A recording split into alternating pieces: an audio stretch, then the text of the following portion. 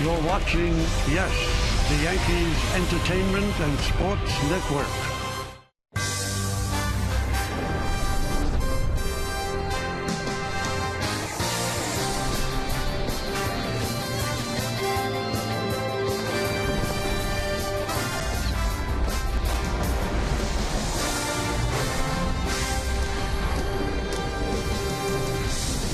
It is an absolutely beautiful early evening for baseball as two divisional rivals will square off. And good news, Derek Jeter is back in the Bronx. Bad news, he's not quite ready to play. Tonight, the Yes Network presents New York Yankees baseball. It's the New York Yankees against the Toronto Blue Jays in the first of four from Yankee Stadium in the Bronx, New York. Hello, everybody, and welcome to Yankees Baseball. Along with Paul O'Neill, I'm Michael Kay. Derek Jeter met the media to talk about his injured ankle and when he might come back. We'll hear from him a little bit later on. But tonight, a pretty good pitching matchup, one that we saw last week in Toronto. So let's take a look now at the New York Lottery pitching matchup. It's Mark Burley, the veteran lefty, going for the Blue Jays 1-0, 5.87. Hiroki Kuroda for the Yankees, 2-1, 2.35. When he saw the Blue Jays last Saturday, he was really dealing, Paul. Yeah, it's a repeat. There's no doubt about it. And the way the Yankee offense is, Kuroda has got to be this good, and he's been sensational. If you look at some of these swings, curveballs, split-fingered fastballs, got guys way out in front. His stuff so far this year has been as good or better than anything he threw out last year, and that wasn't bad there either. I'll tell you what, his last two starts have been lights out. You look at the numbers, they jump at you. Look at what he did against the Orioles, 9 innings, 5 hits, pitched a shutout, and then against the Blue Jays, 7 1/3, 3 hits, a run. He didn't get the win because the Yankee bullpen didn't do its job, but during those two starts, he lowered his ERA from 6.75 to 2.35. All right, we talked about the captain. He is back in the Bronx. He's back to meet the media. What did he say? Does he feel good about his future? We'll find out when we return next on Yes.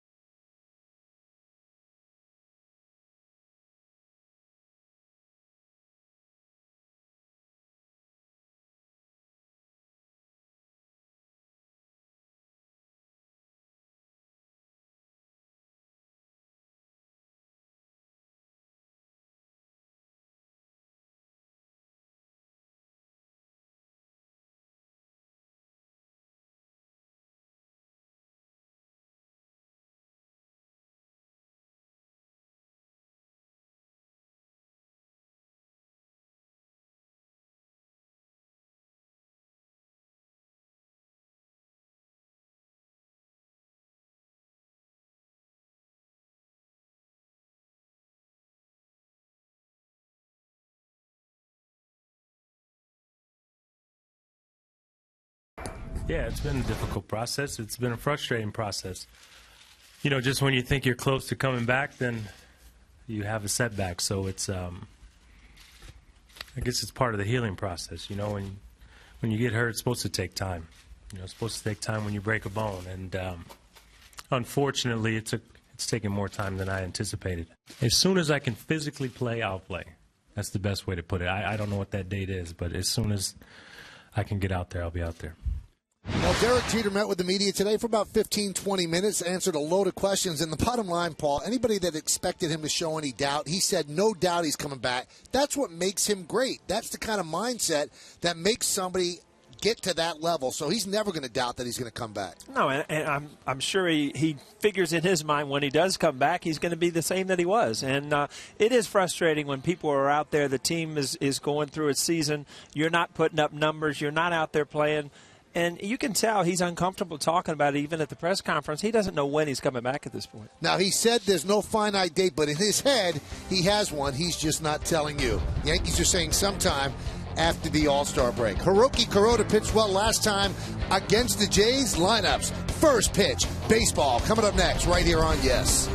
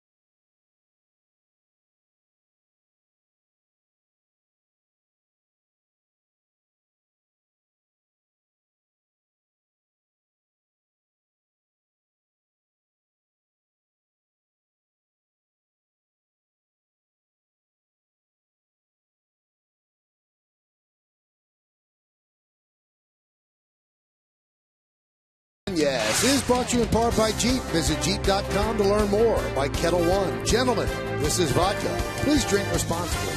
And by Audi and your local tri-state Audi dealers. All right, fans filing into Yankee Stadium for the first game of this 4-game set. The Yankees have taken the field, and Hiroki Kuroda walking slowly out to the mound where he will begin his warm-up tosses. So why don't we take a look at the starting lineup for the Toronto Blue Jays. The DH is Rajai Davis. He leads off batting second, playing shortstop. Yuninori Kawasaki. Jose Bautista in right field will bat third. Cleaning up the first baseman, Edwin Encarnacion. Melky Cabrera in left field will bat fifth. Batting sixth and catching, J.P. Arancibia. Colby Rasmus in center field will bat seventh. The number 8 hitter is the third baseman, Brett Laurie. And Myceris Torres is at second base, and he is going to bat ninth. So let's take a look at the numbers on Kuroda. Now, they aren't actually as good as he's pitched. 4 games so far, 2-1, 2.35 ERA, 17 hits in 23 innings, which is outstanding. 6 walks, so a base runner per inning, 19 strikeouts, opponents hitting .205 against him. Now, Paul, let's check out the pitcher scouting report brought to you by your Tri-Honda dealers. Well, righty struggles. Right-handers are 0 for their last 18 off Kuroda. Stop right there. This is a great number for a pitcher. Opposing hitters are batting just 154 with runners in scoring position. So he knows how to get the big outs. In early trouble, it's the only thing he hasn't been unbelievable at this year. He's given up a lot of runs. He's got a 9 ERA in the first inning compared to a 1.18 ERA for the rest of the game. Now, 9 ERA in the first inning kind of means that he's given up a run in the first inning or a couple of runs, and then you just do the math like that. He hasn't been crushed in the last 2 games. He's certainly done a very, very good job. Let's take a look at the defense behind Kuroda. You've got Wells, Gardner, and Ichiro left to right in the outfield. Infield, it's Nix, Nunez, Cano, and Okabe. Youkilis out for his 5th straight game with that lower back stiffness. Francisco Cervelli is behind the plate, and Hiroki Kuroda is on the mound. I sensed a little snicker of my scouting report right there. No. I think, 4 games a little early to be killing him on his first inning. That's all. I had to throw something in there. I mean, everything was it was great. I mean, you just wanted to temper a little bit. Yeah. All right, gotcha. Davis is ready. Kuroda is ready. And we are ready for baseball here on Yes. Let's do it here in the Bronx. First pitch is a strike, and we're underway. Well, that's been his ammo so far in the pregame. We saw, all the strikeouts on the slider and the split finger, but it's all set up by getting strike one and strike two with that fastball. There's a base hit up the middle, and Davis obviously is a threat to steal. Kuroda has been hurt this year reaching for a baseball with his bare hand, and it's just instinct. He did it again, Paul. Yeah, he stuck it up there, and he almost, didn't really go for it after that. But that ball was hit so hard, you're not going to get that one. Again, as a leadoff hitter, you go up there just trying to get off to a good start, pitch up in the zone, and just lace it right back up the middle. So promptly working from the stretch, and here is Kawasaki. He's a threat to bunt, but he might give Davis a couple of pitches to run first. Pitch out, Yankees thinking that Davis would be going. Well, the Blue Jays, as the Yankees are, really struggling to score runs. And, if you're Joe Girardi, you got to figure that you've got to try to do something. You've got to use your speed, trying to guess and see if they're trying to get off to the races early. Wow, is that an Asics bat right there, Michael? I don't think I've ever seen one of those. I used to wear Asics shoes. I didn't know they made bats.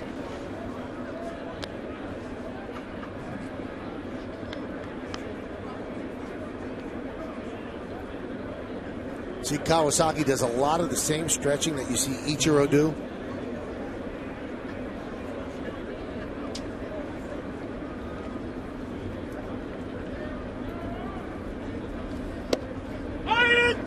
There's a strike. Let's look at the game time weather presented by Bigelow Tea. Nice night. 59 degrees, 29% humidity, not much wind. It's clear and it's comfortable, Paul. I love it. It's nice. This is Bigelow Tea got their money's worth tonight. This is beautiful. Last time when you corrected me, I brought in good weather and I dragged it in this time. You did. Dragged it in with me all the way from Cincinnati. Thank you. All right. There's been some bad weather around baseball. It's horrible. There's been snow outs and rain outs and cold. It's been bad. Cincinnati, for instance, 81 day back in the 40s and next. It's been a weird spring. There was a game the Rockies played in 23-degree weather. 1-1. There's a strike. Davis 5 for 5 in steal attempts this year.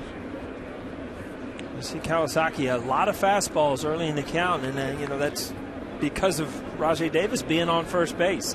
Catcher's going to do everything he can to give himself an opportunity, but now as a hitter, you put yourself in a tough situation where you have not seen a slider, you have not seen the split finger, and you're down 1-2. This could be a double play. This will be a double play. 2 away. Very frustrating if you're with the Toronto Blue Jays on the bench because, Davis is so fast. He went over 5 for 5 so far. You've got to, at some point, get in motion. You just cannot get out with an easy double play like that without a steal with him. Is a really good guy to kind of play cat and mouse with and try to pick on what pitches he's going to throw that split finger, easy pitch to run on.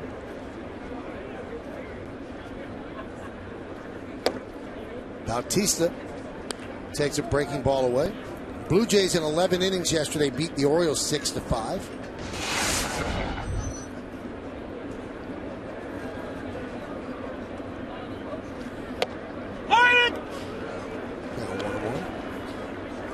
The captain back in the dugout. He said it was torture being in the training room in Tampa every day.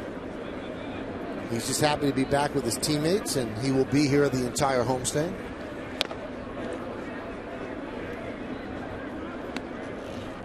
You walk in the locker, that's what's not right. Is he wearing that boot? But you walk in the locker room and you see Derek Jeter, and the world's right. And then all of a sudden, you see the lineup and his name's not in it, and he's not going to be in it for a while. And it just, there's something missing.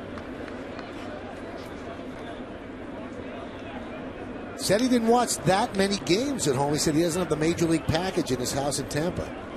Yeah. That's what he said. On a budget, that's what you tell me. 3-1. Pitches outside. One thing that Derek once told me, though, Paul, He said, when I'm not playing or if I'm hurt or we're not in the World Series, I never watch it. He said, I get bored. I got to be playing in the game. So I'm sure he follows his team closely, but he doesn't want to sit there and watch 9 innings. There are times where I remember, not being able to play, and you do watch an inning or two and go on to something else because you're so used to, so many things going on in your mind and about the game when you're part of it. And when you're not, the game really does slow down. Here's Encarnacion. That one is drilled to left field. Going back, Wells in the corner, looking up, see ya. A home run for Encarnacion. So the 2-out walk to Bautista hurts Kuroda as the Blue Jays are up 2-0.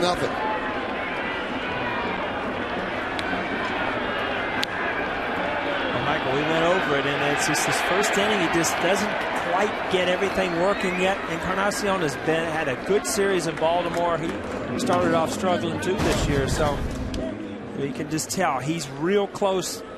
Just got enough of that. That ball got in on him a little bit, but just got enough to get it out down the line.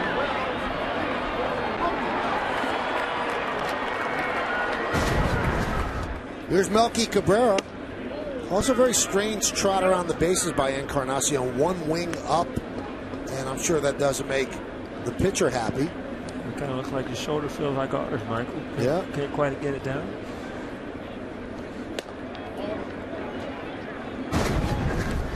Let's see. After the ball goes out, then that arm stays up. I don't know why. Jeffrey Leonard used to have one flap down. This is one flap up. The 2-0. Cabrera pops it up. That's out of play.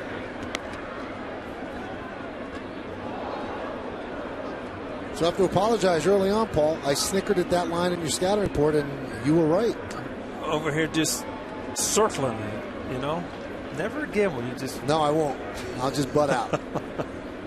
There are guys, and Tom Glavine comes to mind, that just have an inning every time. I mean, I remember Tom Glavine hearing stories about they used to warm him up shorter, they used to warm up longer, just somehow to trick him to get through that first inning. And Hall of Fame type pitcher, just the first inning he could not get into the game.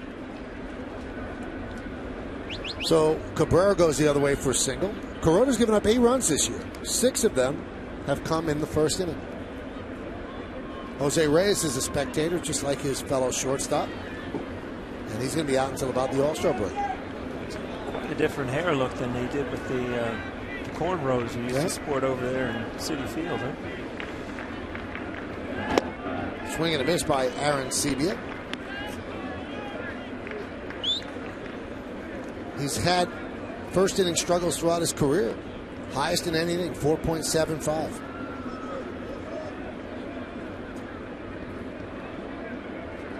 Be careful. Can't leave one out over the plate for Aaron Sebia. He has 8 home runs.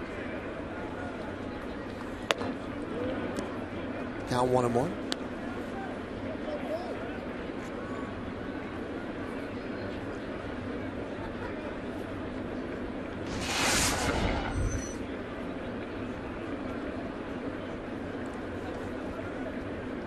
He does strike out a lot, though. He'll give you the home run, give you the strikeout. Line drive, another base hit. Kuroda really struggling. First and second with 2 outs. Well, that's a split finger fastball that, a lot of those that you'll see on a strikeout ends up out of the zone. This ball kind of hangs just out of the middle of the plate. Those are the balls that get hit hard.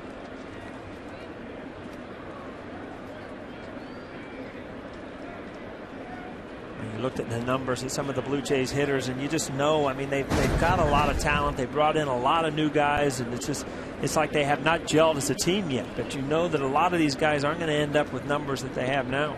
So they're going to go through their hot streaks, and this is a time of the year where you start playing the American League East a lot. You get a much better feel about how your team stacks up against the division you're in.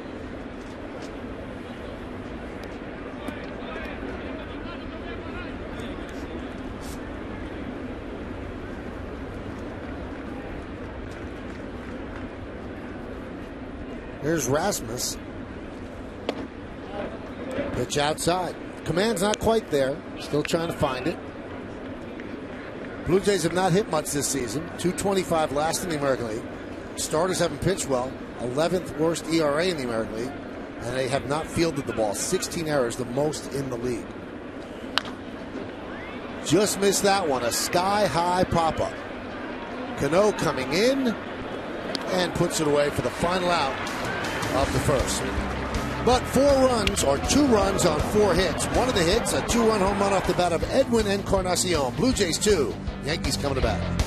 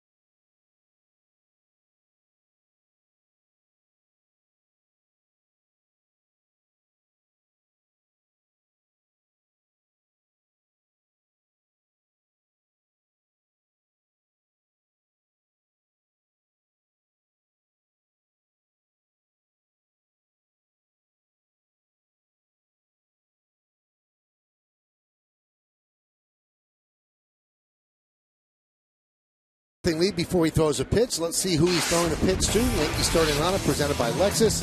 Center fielder Brett Gardner leads off. Batting second, the DH Ben Francisco. Robinson Cano at second base hits third. Cleaning up left fielder Vernon Wells. Francisco Cervelli will catch up at fifth. Batting sixth, playing right field, Ichiro Suzuki. Eduardo Nunez at shortstop at seventh.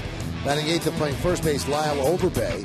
Jason Nix, the third baseman, will bat ninth. Yankee lineup against lefty starters, not that intimidating. And Mark Burley, a veteran, pitched well against them on Saturday.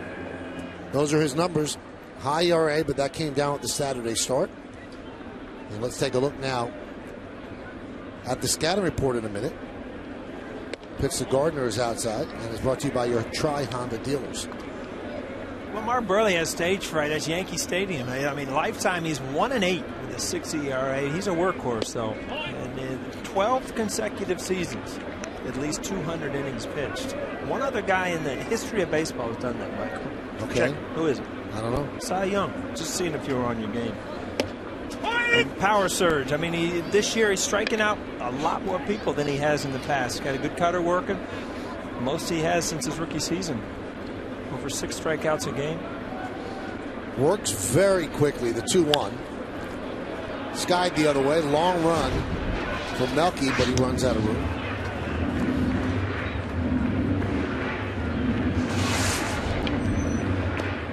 .250 hitter, 21 for 84.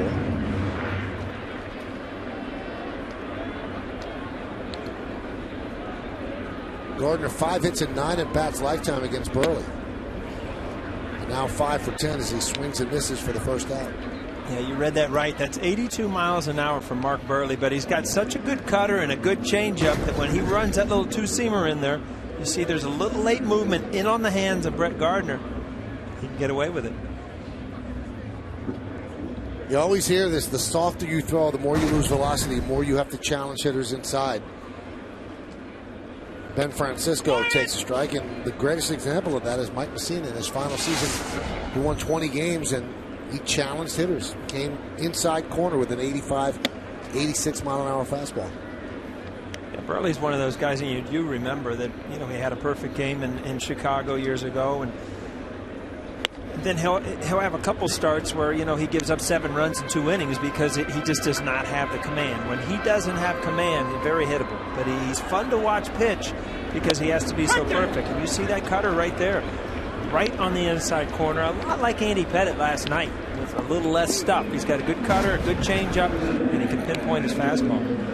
Ben Francisco has to snap out of it. He has 2 hits and 26 at-bats this season, and he looks to call third strike.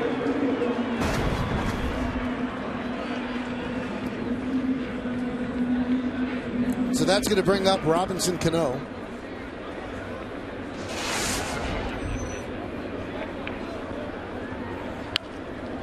Foul back to the screen.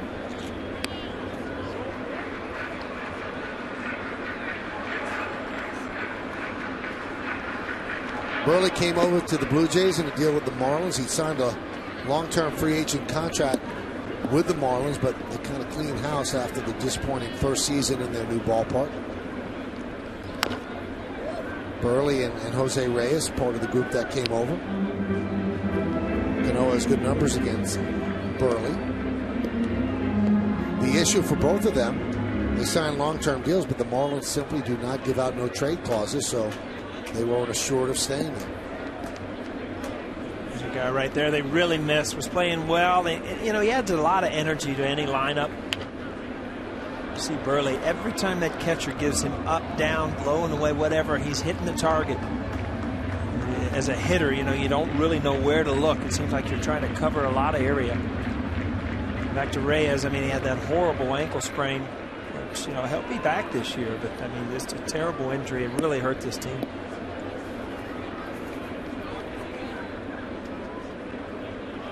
The 0-2. Let's take a look at how Reyes got injured. Just too close to the bag, an awkward slide. And ouch. Some things just hurt looking at him, and it just, your ankle's not meant to go backwards.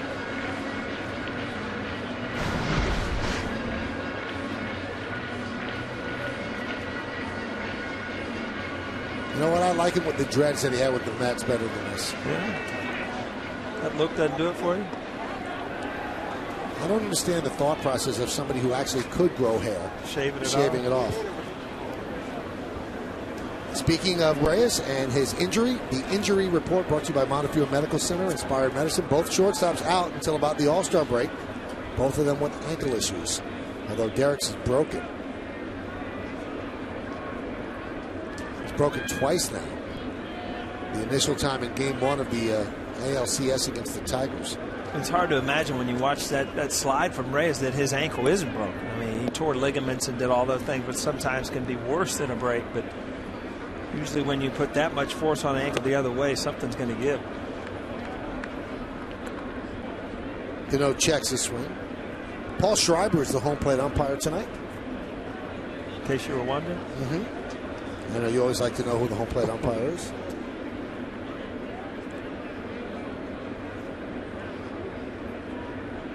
Cano trying to slow down Burley. Burley is on the rubber waiting to throw. He's trying to break his rhythm. Ground ball left side, Brett Laurie. And that will do it. A 1-2-3 inning for Mark Burley against the Yankees. We played one at the stadium. It is 2-0 Blue Jays.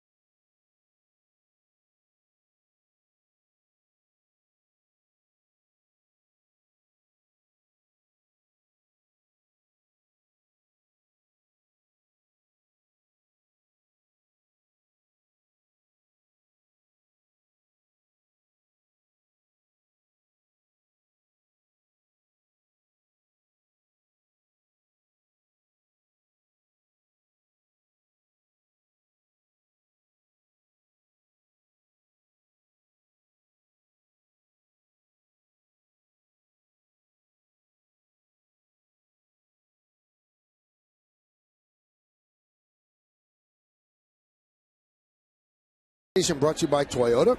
Prius is the official hybrid of the Yankees. Go to Yankees.com/Prius to enter for your chance to win the Yankees Prius plug-in. Here's the question concerning weather. What do you think is the solution for scheduling in northern April cities? As Brett Laurie takes high. Ben's bias says start on the West Coast or in the South and schedule a few weekend doubleheaders for insurance. Follow Yes Network and tweet us your responses using hashtag Yankees Prius to keep the conversation going. Usually kind of switch it up every other year, so the Yankees should start out on the West Coast next year, right? During a lot of your championships, you guys started on the West Coast those years. I'll tell you what, when the schedule comes out, like in December or something like that, we used to get the schedule, and that'd be the first thing you look at. Where do we open up? In the West Coast, not that you don't want to play in Yankee Stadium, you just want to leave Florida, open up, know you're going to play your games in warm weather where you can get off to a good start. Another guy here, I mean, a few years ago when he broke into the league, you just thought, I mean, he looked like Mike Trout, kind of. I mean, strong, could run, could hit, and he's just off to a horrible start. Very little spring training. Only had 6 or 7 games in spring training because of an injury, and just don't think that he got everything together and ready to get into the season. Plays with an unbelievable intensity. The 3-1. Driven out to right field and deep. Going back is Ichiro on the track, looking up. See ya. A solo home run for Laurie, and it's 3-0 Blue Jays.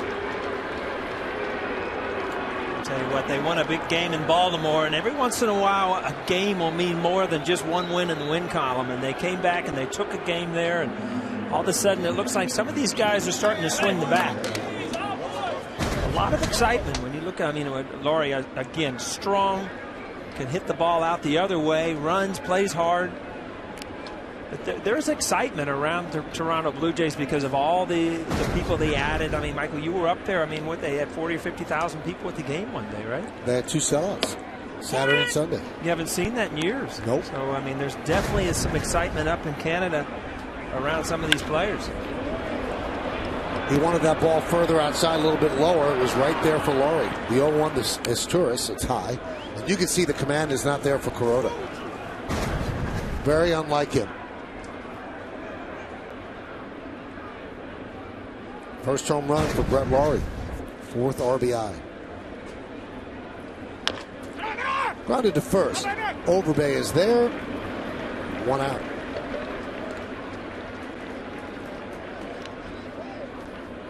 Again, you're going to watch Kuroda over the next, inning or so, try to figure out how to get through this game. He doesn't have the stuff that he had last game as far as control, where he had everything. He had his good slider, he had his good split finger, and was able to throw strikes with his fastball. Tonight, he's not able to do that. So you're going to see a veteran pitcher try to figure out what he can go to get this lineup out. Davis pops one up to Cano. There was concern at the end of the inning with Robinson Cano. He was at the plate and fouled the ball off his foot. Looked like it got him on the toe of the right foot. He really lingered before getting in the box again, and then at the end of the inning, Stevie Donahue came out. And he's saying it's his toe. But he remained in the game.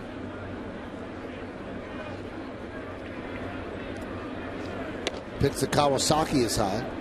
We talked about it, Michael. Everything seems to be up. Split finger was up. Fastball's up.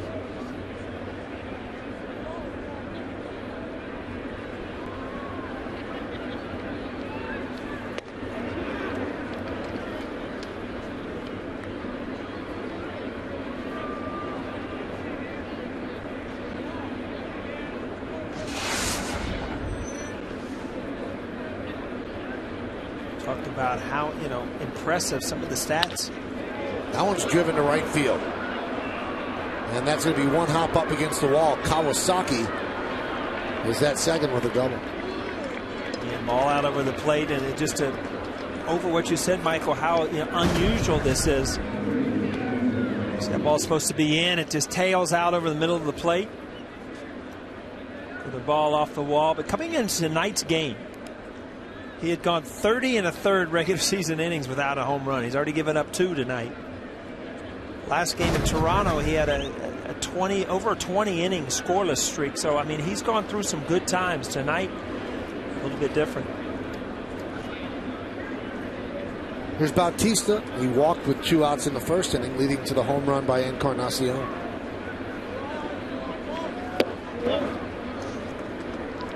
Count 1-0. Let's look at the Jeep hitter scan report right now for Jose Bautista. Wow, he's a new man. I mean, 129 home runs since 2010, which is the most in the American League. And homesick, he's only hitting 143 on the road this year, so he loves to hit at home. Lucky number 19. This is a little strange, Michael. Switched his number from 23 to 19 in 2010 because his brother and his mother and himself were all born on the 19th of the month. Paid off for him. Yeah.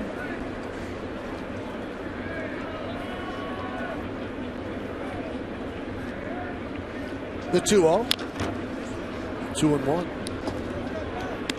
See, he just generates a lot of bat speed.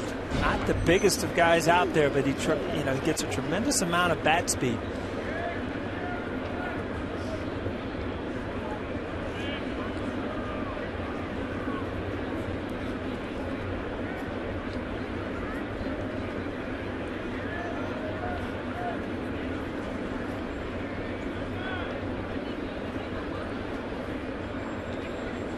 The 2-1. That was a good pitch. 2-2.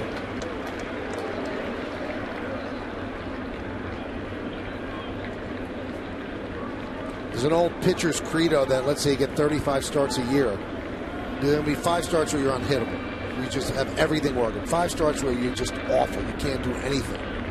It's what you do with the other 25 starts where you got to figure stuff out, tell you whether you have a good enough year. Is that one of those starts, or is this one of the 5 bad ones for Corona? He strikes out Bautista, but he gives up another run off the bat of Brett Laurie. Goes into the seats and right. We go to the bottom of the second. It's 3-0 Blue Jays.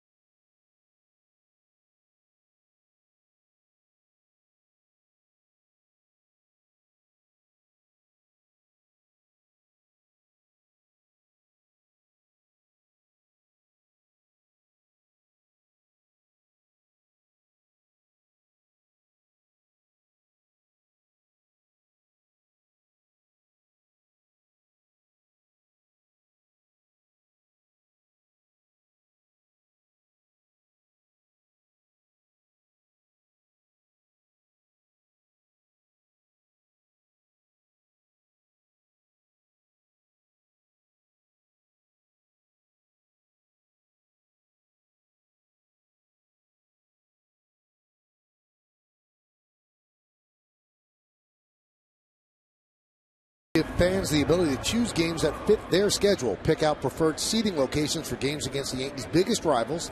Save money off the advanced ticket price and receive access to Yankees postseason pre-on sale. For more information, call 212-YANKEES or visit Yankees.com. I got one of those flex plans, Mike. Do you? Yeah, I got preferred seating up here. I get to choose your series you want to see. You just don't go to enough games for the flex plan. Kind of a nice flex plan. Yeah, you do. Count 1-1 to Vernon Wells. Yankees trail 3-0. Wells is a hitter who loves seeing Burley on the mound. Burley's a quality pitcher. But Wells, 23 hits and 47 at-bats. He's also the Yankees' leading hitter against left-handers.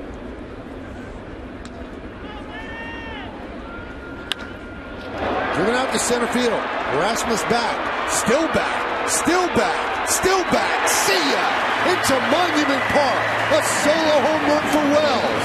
Yankees on the board. 3-1 Toronto.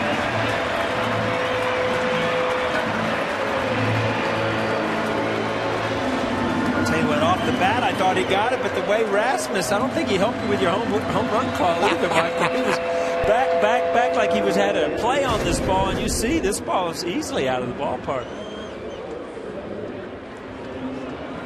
Ball away.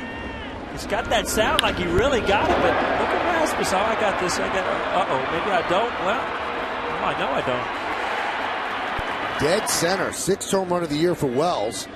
His 10th ribby. Now a 500 hitter lifetime against Burley, 24 for 48. 3 home runs. Now, how do you explain that, Paul? Because you know Burley knows that he hits them, so he probably throws them different pitches. It's got to be all about confidence. Oh, there's no doubt. I mean, you try to figure out how to get a guy out that has hit you, so you go about it in a different way. You end up throwing pitches that you're not really accustomed to throwing, trying to invent things out there and just make mistakes. Cervelli hits one deep to right center. It is a long run for Rasmus, and he makes the play for the first out. So Cervelli gave it a ride. Bautista got a great jump on that ball, too. Pretty good outfield. Or defensively. That also had that good sound, but Cervelli just not quite as strong as Vernon Wells.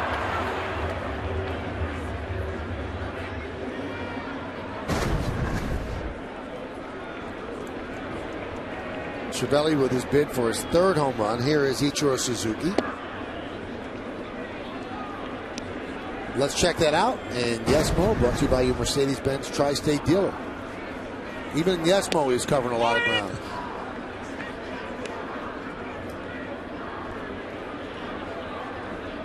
So easy in slow motion, isn't it? Ground ball to first. And Burley covers. 2 outs. Burley can play the defense. Remember that play he made on opening day that year? I think it ended up being the play of the year. Yeah, every day they tried to better that play, and it just couldn't be bettered. It was amazing. A little slow roller towards first where he just made an unbelievable play getting it out at first base. Here's Eduardo Nunez. Count 1-0.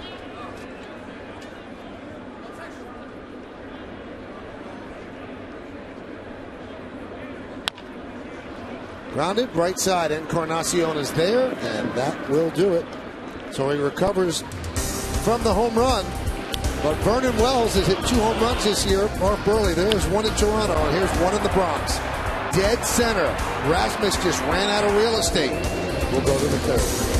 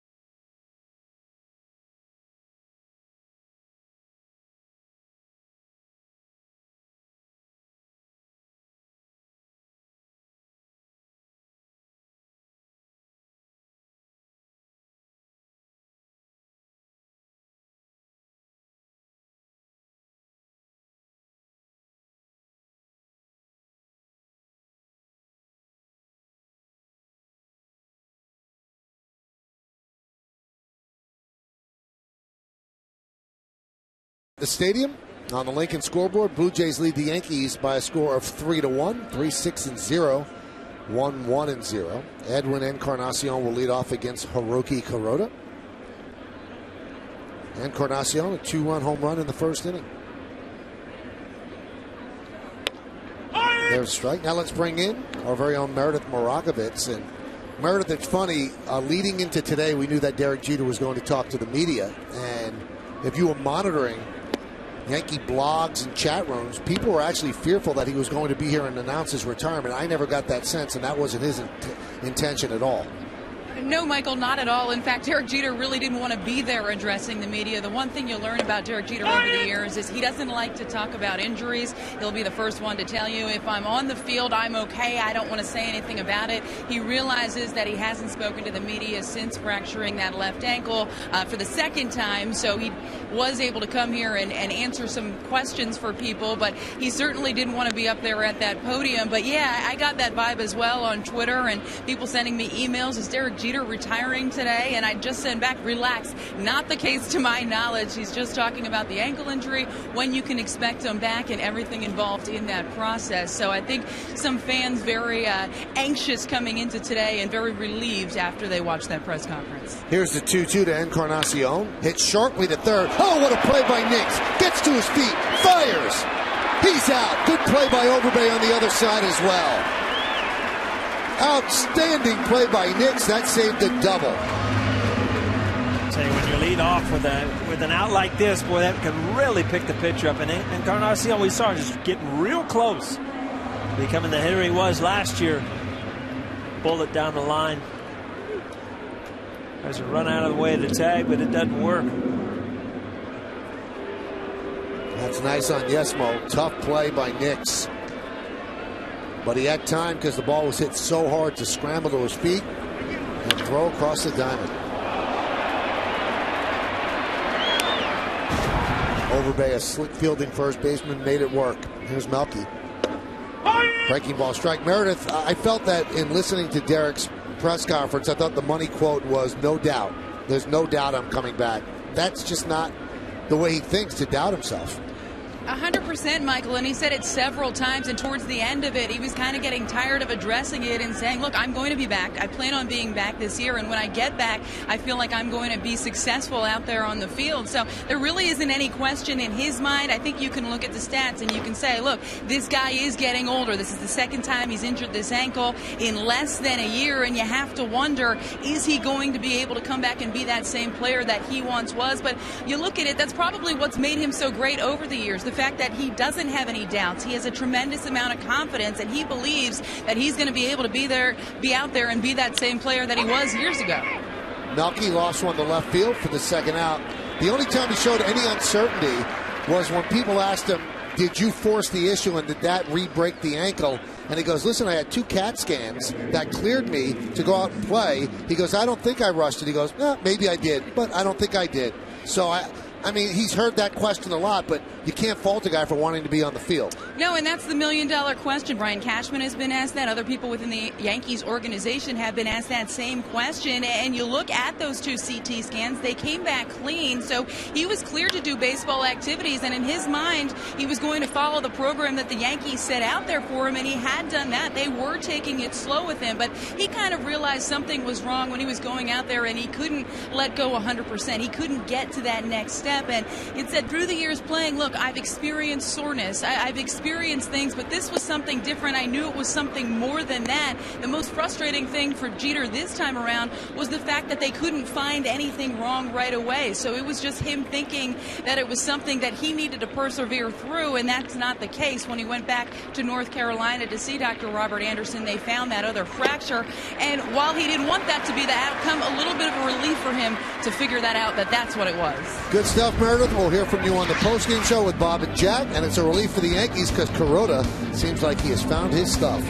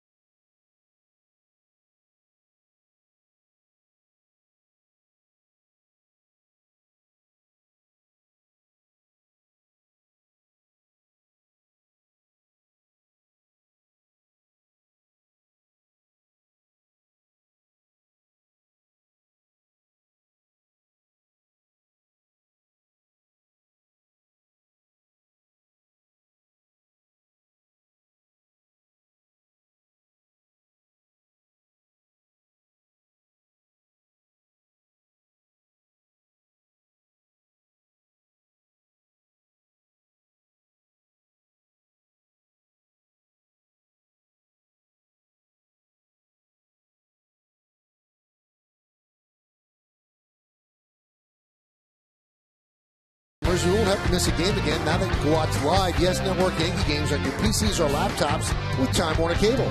Get a full season of live Yankee games on the go for just $29.99. If you're a Time Warner Cable customer, go to yesnetwork.com to get more information and subscribe now.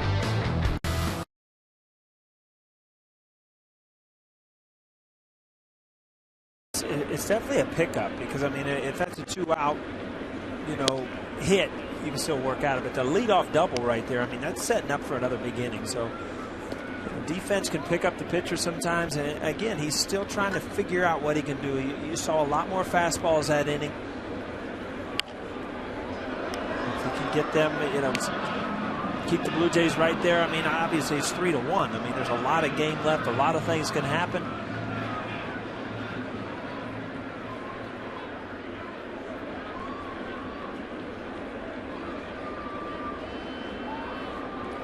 Overbay in there because of the injury to Youkilis. He's 0 for 16 lifetime against Burley with 7 strikeouts.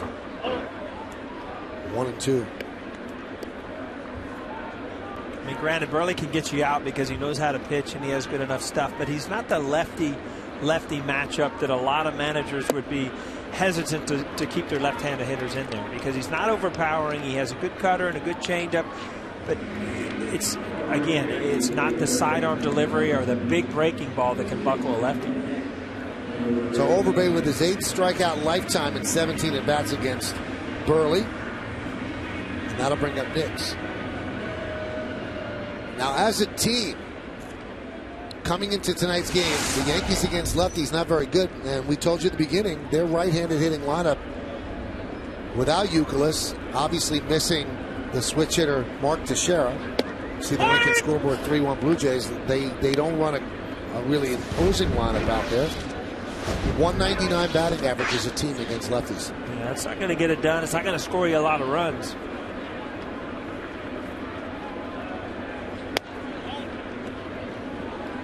Count 1-1. See my tweet today, Mike? I missed it. I was asking for a few runs. Get a little excitement going here. They haven't answered you. No, it's early though. Ground ball left side.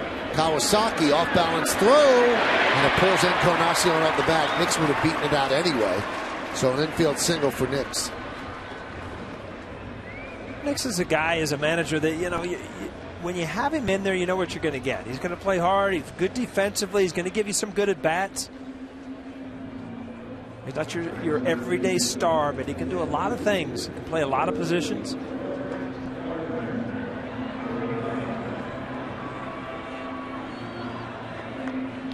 So he's on first with a 1-out single. That brings up Brett Gardner.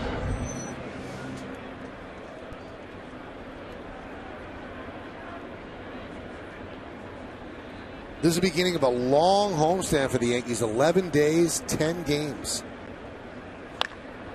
Hammered foul. 4 games against the Blue Jays. 3 games against the Houston Astros.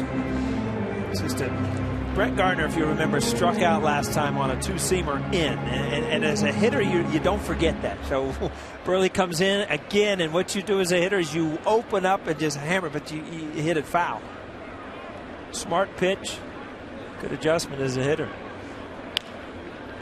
Skied the other way. And then they finished this homestand with 3 games against the Oakland A's. It's weird. I mean, every day when I pick up the paper and look at the box scores, it's weird seeing the matchups with the Houston Astros playing in the American League this year. Also, every day there's that interleague play. Who's playing? It's this today. It's a good one. This there is is Detroit, right? Today, I don't believe there is an. Or it's tomorrow. You're right. Yeah. Detroit and Atlanta, is that what it was? That's a good one this weekend. Right. Yeah. Today's one of the few days there is not an interleague game.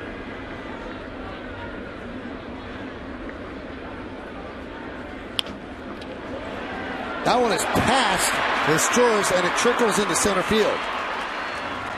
Kind of knuckled out there, and Nestroras could not make the play, so Gardner gets himself a hit. And jabbed at it. I mean, it's kind of a short hop, but either you catch it cleanly or it's a base hit. Kind of a jam shot.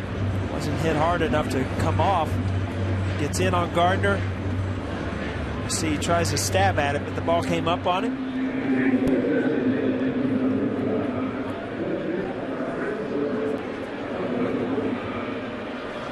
Well, it's always a good sign as a hitter. It's just like your heart stops to see if that ball gets through or not. Well, here's a good spot for Ben Francisco to snap out of this. 2 for 26 to start the season for the right-hander. Yankees picked him up during spring training. I can't get over it. Before the game, Michael, you were telling me fans get frustrated when guys don't do well. One guy wanted you in the lineup today. That's right, and you. No, I think it was you. What did you hit second to me?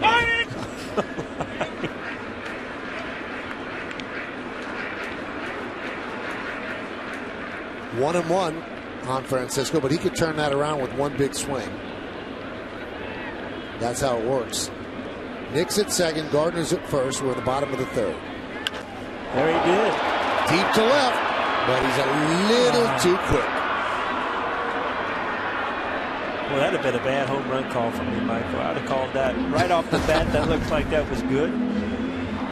So you got out on it, got a ball up in the zone, and that's what happens when you're struggling, Michael. You get a good pitch to hit, and you hammer it, foul. Boy, that had a good sound to it.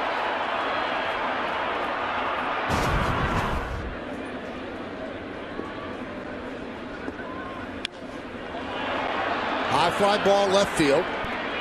Melky goes back and makes the catch. I'll tell you what, the ball's traveling tonight. Yeah, it is. That ball right there, same pitch, but he just got it in a little bit. Francisco couldn't get the bat head out, just jammed him enough to keep the ball in the ballpark. Well, Francisco's working on it. He was here early. The Yankees didn't take BP, but he was working with the hitting coach, Kevin Long. Made some minor adjustments and just missed that one. And you see that ball just on the inside corner where you could not square it up and can't get the bat head to it. You know, as a hitter, you know you're so close to just driving that ball out, but you just didn't quite get to it. Here's Cano. And a strike. You know, lefty-righty, lefty matchup, whatever. This is the situation as a Yankee fan that you want. Robbie Cano up there. Runners in scoring position. You really can't pitch around him. No base open. Instead, you know, you don't want to load the bases up. And these are the situations that Robbie has to realize. I mean, you have to know this as a player. These are the times that I need to pick this team up. I'm the hitter. I'm the guy in the lineup. And believe me, he's very capable of doing it against anybody in the league.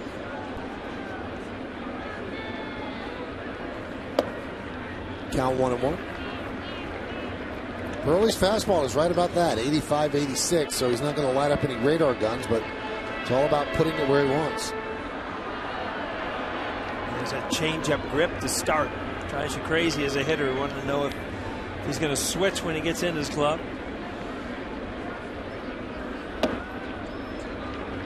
Count 2-1.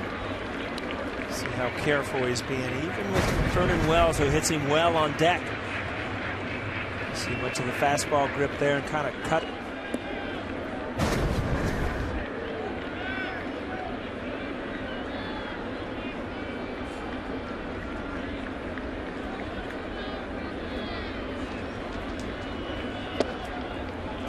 Count out 3-1, and Aaron Sebia wants to talk with Burley, so being very, very careful with Cano. Yeah, he's really missed over the plate, out of the zone low, but those pitches were both supposed to be in. They're trying to tie Robbie up. He's missed out over the plate. This copyrighted telecast is presented by authority of the New York Yankees and may not be reproduced or retransmitted in any form, and the accounts and descriptions of this game may not be disseminated without the express written consent of the New York Yankees.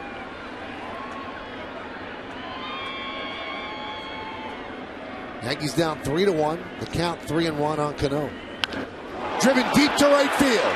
There it goes. See ya. A 3-run home run for Cano. And the Yankees take a 4-3 lead.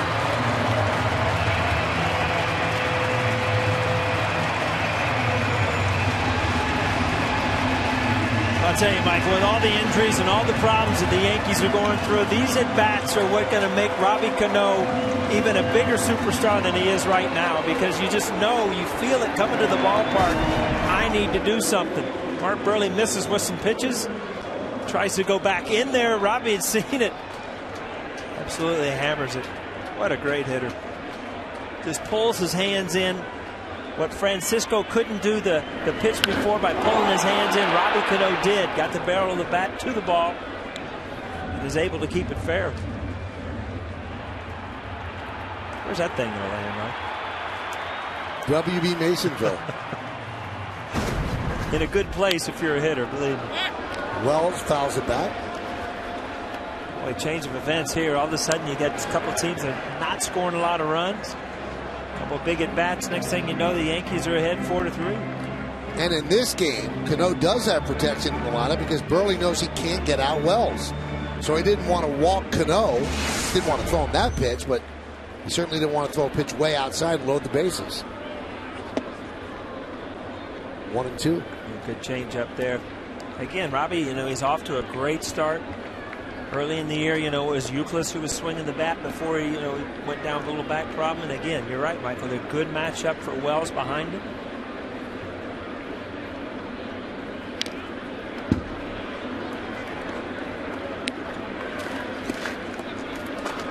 It just looks a little easier to some people, Michael. He does have that sort of swing. Yep.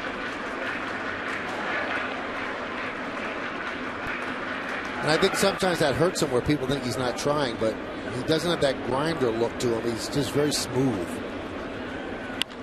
Line drive, left field. Melky's right there, and that will do it. But Robinson Cano gave the Yankees the lead on a 3-1 pitch. He hammers it into the seats and right. A 3-run shot. Yankees up by 1.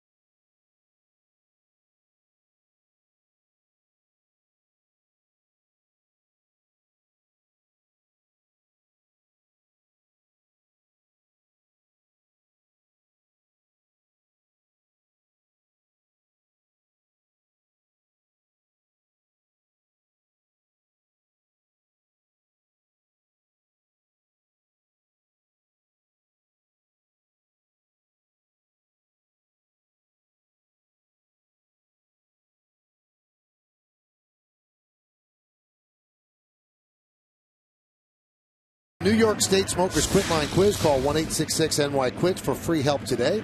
On this date, 1967, Whitey Ford won the final game of his career at Yankee Stadium.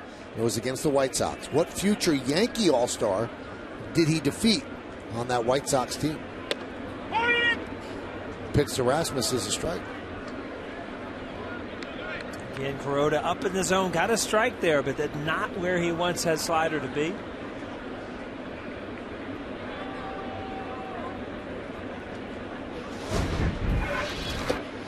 Rasmus was on the U.S. team in 1999 that won the Little League World Series, and they, as a team, came here to Yankee Stadium and took the field. And he stood next to Andy Pettit on the pitcher's mound and actually faced Pettit last weekend in Toronto.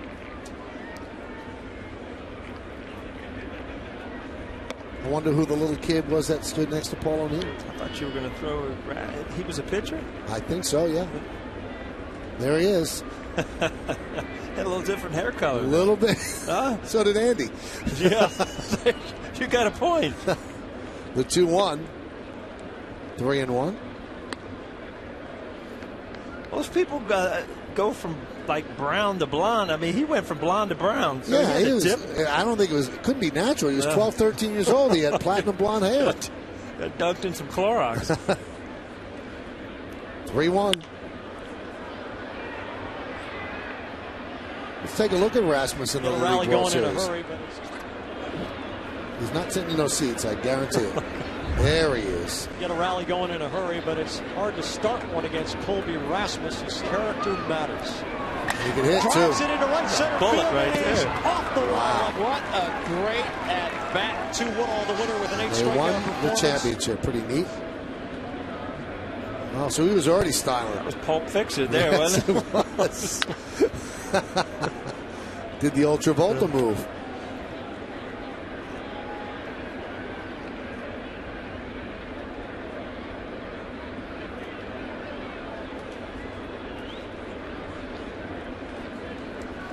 Might have an ear infection and just doesn't want to hear the crowd. I see some cotton ball in the left ear there. The 3-2. Another good pitch to hit. 89 miles an hour, but middle of the plate up. Good pitch to hit.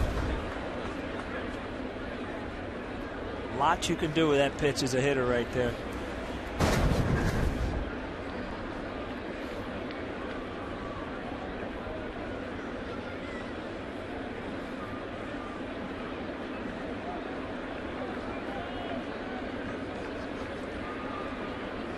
And Kuroda rocks and deals.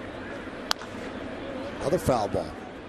Well, Michael, you brought up in the question the great Whitey Ford, and you just put him up on a pedestal with Yogi and those other guys with the great Yankees. And if you do some math, after watching Andy Pettit pitch last night, as good as he was, 25 wins behind all-time lefty for the Yankees. Shows you how good Andy Pettit's been. Nix is there. Now remember one thing though, Paul. The numbers are a little skewed because Andy spent 3 years in Houston. So he might have won the necessary games to pass by Whitey. Whitey Ford loves Andy Pettit. Yeah. He's a real big fan, and his number 16 retired out there with the retired numbers. Never to be worn again. The chairman of the board, 16 big league seasons, won the Cy Young in 61, 236 wins. And he went into the Hall of Fame with his buddy Mickey Mantle the same year, 1974. I didn't know that. One of the nicest men you'll ever meet, as far as, when you're traded over here, when I was traded over here, and those guys used to still go to spring training. One of the nicest guys you'll ever meet. That guy's pretty nice, too. He's not a bad fella either, huh? The 0-2. Just missed. Kuroda wanted that one.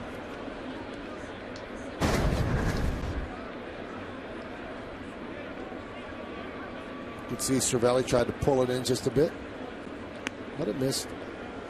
I'll tell you what, that's a dangerous pitch, though. I just don't want to keep saying it over and over again, but the slider, the fastball, those balls up. Ball's carrying tonight. These guys get it up in the air, it ends up in the seats. You see Cervelli patting the dirt, trying to get that ball down.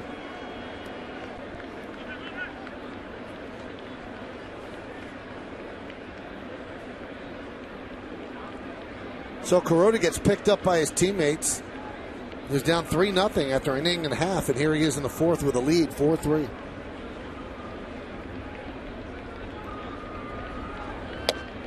Again, just missed. Kuroda with his hand on his hip.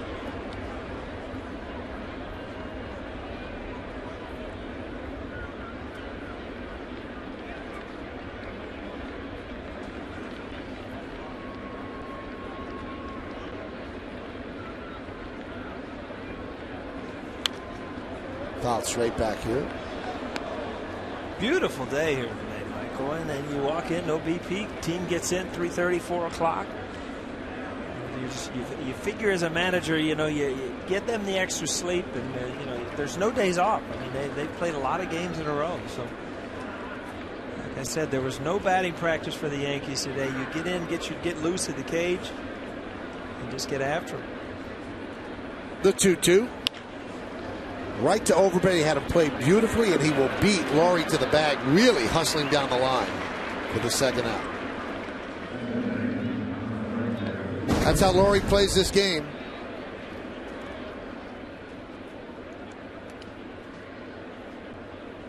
Like to see that.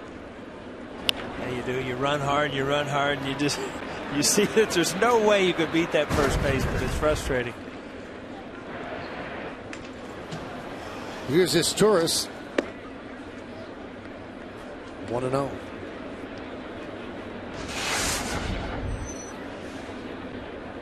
Historis drew a game-winning bases-loaded walk last night in the 11th inning to provide the margin of victory over the Orioles. Well, you don't hear about the Orioles losing too many extra inning games either. How long? Last year was unbelievable. Yeah, it's turned a little bit this year. One-run games and extra inning games last year they owned. The 1-1. 1-2. Good movement there.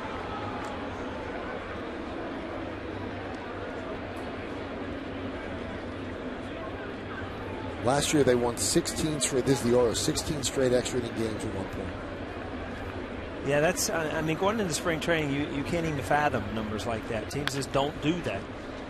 Ground ball to Overbay. He boots it, stays with it, and Asturias will beat it out. So that'll be an E3 on the usually sure-handed Overbay.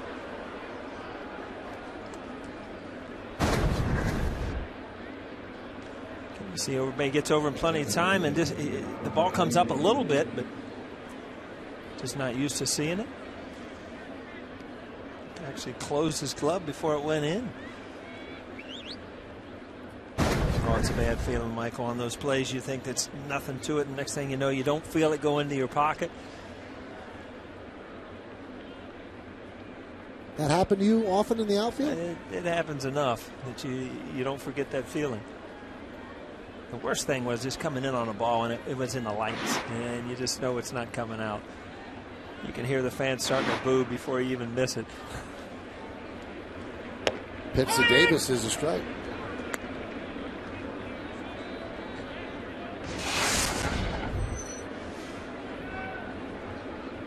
That Blue Jay win over the Orioles yesterday snapped the 17 straight extra inning wins that they had dating to last year, and that's the most ever in Major League history.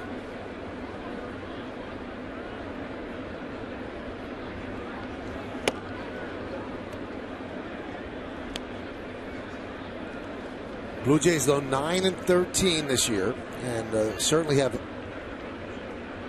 not reached the potential that many people thought after the trades that they made, and picking up R.A. Dickey, the trade with the Marlins, bringing in a lot of talent. John Gibbons, the second time around as the Blue Jay manager, but this team has struggled with injuries, and struggled with defense.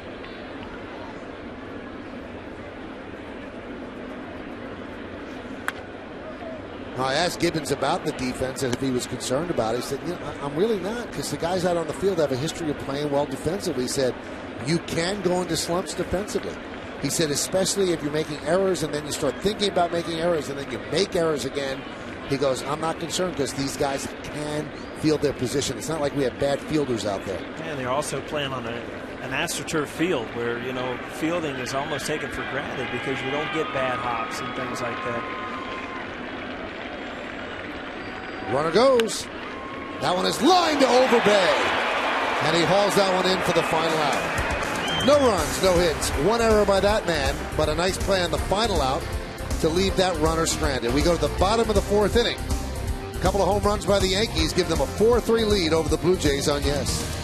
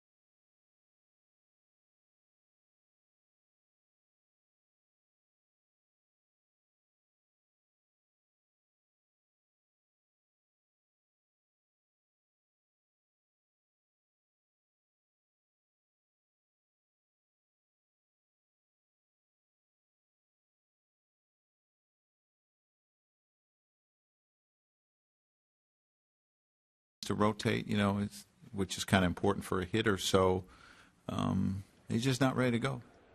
Kevin Youkilis not ready to go, missing 5 straight games now, and then he was taken out of a game against the Blue Jays in the 5th inning. So that back is a little bit of an issue. The Yankees do not want to put him on the 15-day DL because they think he'll be better before the 15 days.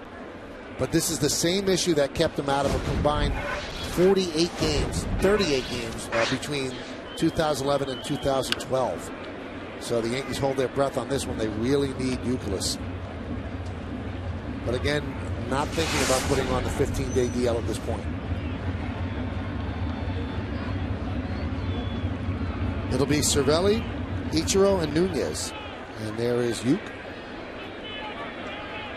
Don't know what spurred it, whether it was playing on the artificial turf in Toronto, but the back issues did crop up while he was in Toronto. And then you figured he was going to miss the games in St. Pete because why play him on artificial turf? But this was the real test coming back to Yankee Stadium, and he's still not in the lineup. Fouled away.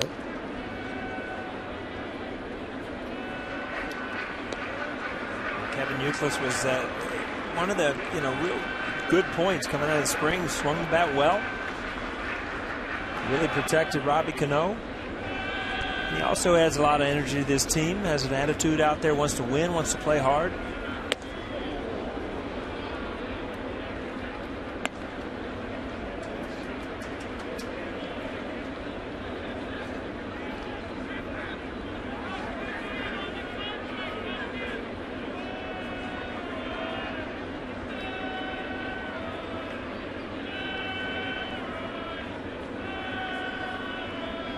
There's the 2-2. Nice play by Laurie. And he got rid of that quick, didn't he? Over to the stands. Fan happy in a hurry.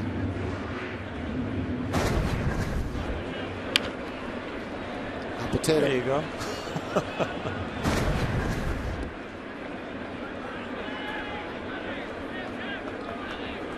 You usually tell who catches the ball over there, huh?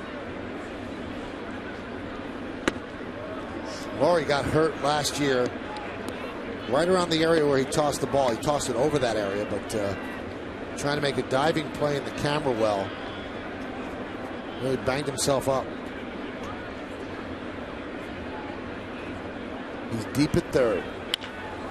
That one's hit deep to left. Going back, Melky looking up. See ya! Home run, Cervelli. 3rd home run for the Bombers tonight. They lead 5-3.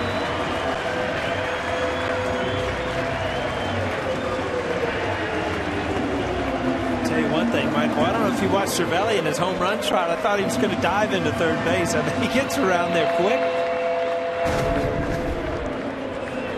Oh, and that sound again, hit well, no doubt. But he's not really stopping. Get an extra point if you score within 5 or 6 seconds. They hit one deep in the 2nd inning, run down by Rasmus in right center. Decided to pull it this time. So 3 home runs by the Yankees against Burley.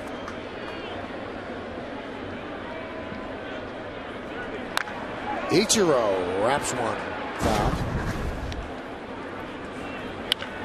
See, most guys really start to break it down. This ball, this ball's hit well. Cervelli's hit a couple long home runs this year. Close to the back wall. Well, he's hit one to the back wall of the visiting bullpen this year. I think 444 feet. It hit the Yankee Steiner sign out there.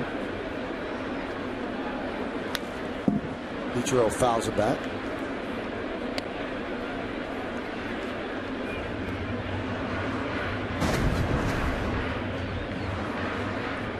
Now that's nice. How about that?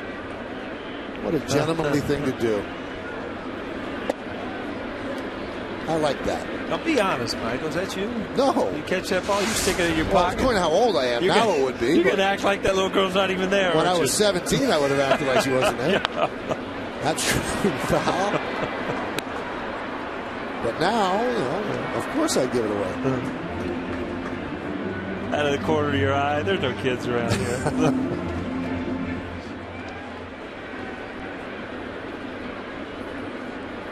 good things happen if people give the ball back. What was the guy's name that caught Derek Jeter? I mean, he was here the rest of the season. Yeah, Christian Lopez. There you go.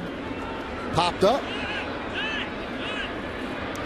Kawasaki puts it away for the first out. Let's check out the answer to the New York State Smokers Quit Line quiz question. The question was, on this date in '67, Whitey Ford won the final game of his career in Yankee Stadium against the White Sox. What future Yankee All-Star did he defeat? I have a clue for you, Paul. He has a surgery named after him. Oh, that'd be Tommy John. Let's see if you're right. Tommy John.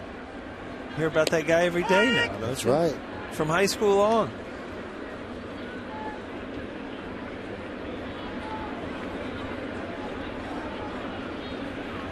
Tommy John was with the White Sox? I don't even remember that. Oh, yeah. You hear scary stories, Paul, about how like some young kids are getting Tommy John surgery just to improve their velocity, even if they don't have torn ligaments. Oh, he just nailed Nunez for the second out. Strong play by Burley. And we talked about Burley and his fielding. He's good. He gets off the mound quick, and as a lefty, you've got to kind of reverse pivot to save the time. Bare hands it. Looks like they got the call right. It was close. Pretty close, huh, Michael? But I think he was out. Chad Fairchild, first base ump, got it right.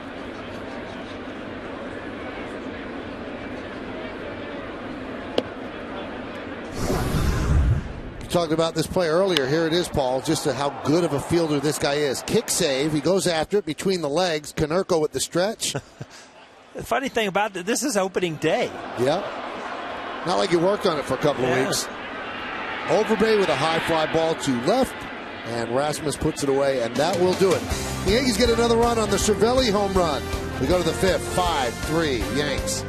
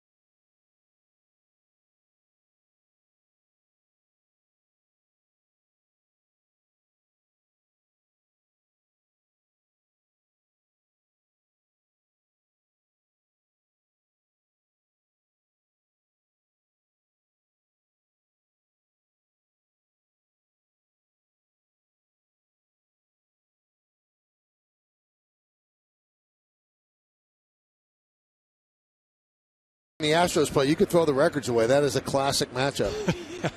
Buchholz is throwing, right? I mean, he's off to a great start, so if you want to look at the matchup. And the Astros coming to town to play the Yankees next. Here's Kawasaki. Well, you sure do see a lot of mannerisms the same as Ichiro. Kawasaki kind of emulates him at the plate. Not quite as much movement.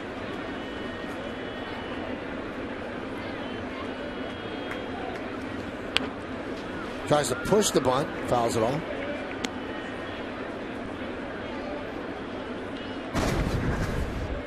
Look at this. Remarkably similar. Yeah, Ichiro opens up a little bit more. You see, he's already two steps ahead of me in slow motion.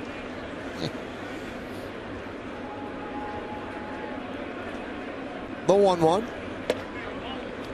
2-1.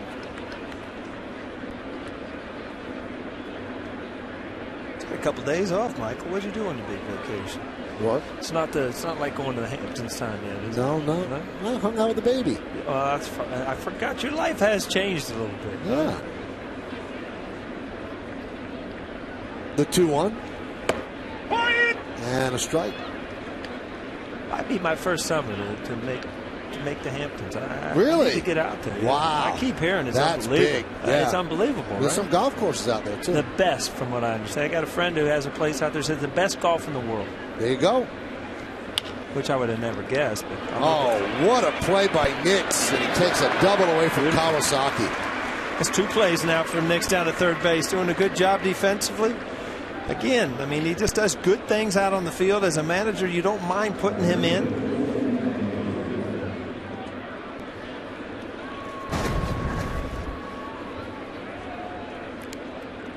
Oh, hit the other way. It's kind of got like a fade spin to it.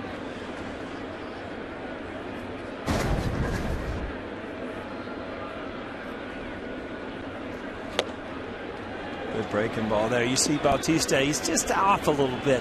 Again, another guy has gone through some injuries. Missed the whole series before the Yankees got there, so he's missed time this year. Just doesn't quite have his timing together yet. And those guys that when he gets hot, he can absolutely carry a team. Talked about earlier in the broadcast about how many he leads the American Leagues in the last few years in home runs.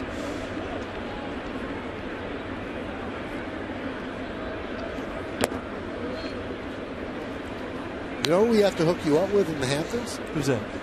Met broadcaster Keith Hernandez. He lives out there during the year, during the season. He just lives there? Yeah, and he drives back and forth to Citi Field. Well, it's like hours away, isn't it? That's how he rolls. Really? Yeah.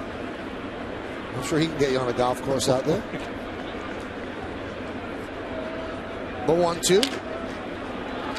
Popped up. Cano is on the shortstop side of second, makes the play for the second out. Well, now that you're a pro out there, I'll ask where to go and everything. Have it all taken care of. No, I don't know how to golf, though. I'm not talking about the golf. I can give you some restaurants, yeah. Restaurants and a beach, all that good stuff out there.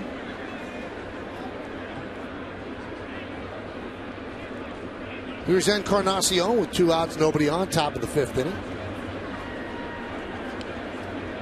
Big at bat right here for Crota. Encarnacion has had 2 good at bats, one being a home run. And the other, Nix, took away an extra base hit on a diving stop toward the line.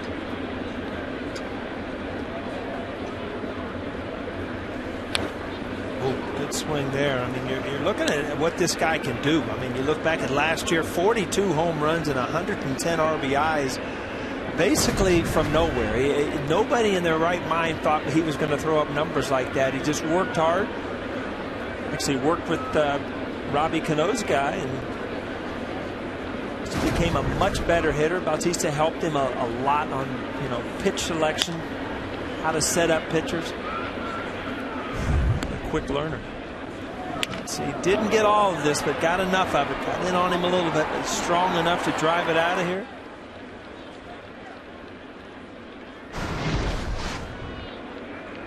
Pretty good season.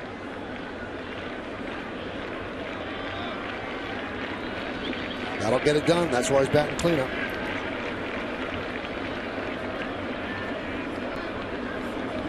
"5-3 Yankees are on the top of the 5th inning.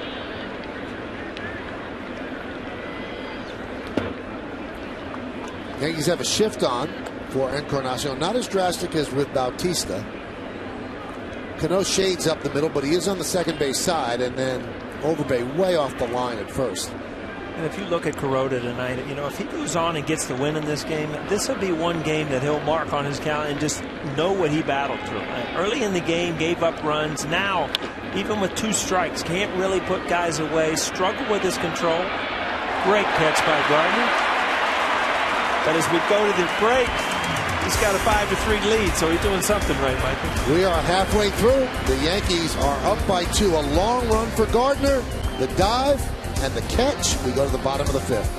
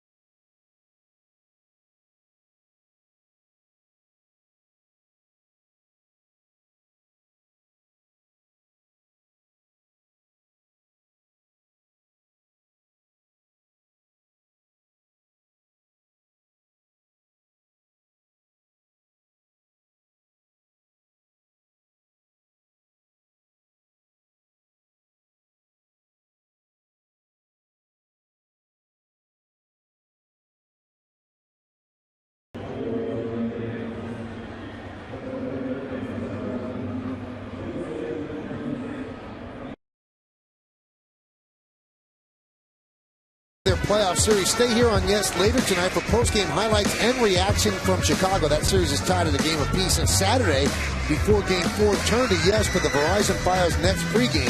Saturday at 1:30 right here on Yes. Big game tonight for the Nets in Chicago. Here's Jason Nix as we start at the bottom of the 5th inning. Yankees up 5-3. Now tell me something. You go Yankees and Giants, football, right? And the Mets and the Jets.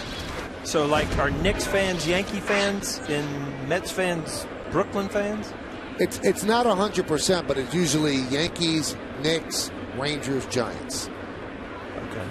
But there are a lot of Met fans that are Knicks fans, so I don't know if you could just say that's the way it lines up. But that's the usual way it lines up. I'll tell you one thing, it's a good time to be a sports fan in New York, though. Both basketball teams are winning. I mean, that's fun. It's great for the cities. Even the grandest stage in New York. I mean, it's get expected all the time. Really nice night for Jason Nix. Continues. He's 2 for 2. He's made 2 splendid plays in the field, and he leads off the 5th inning with a single.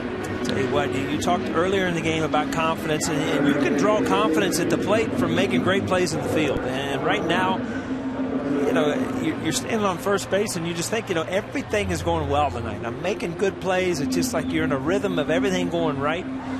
Right, Michael. He's having a great game.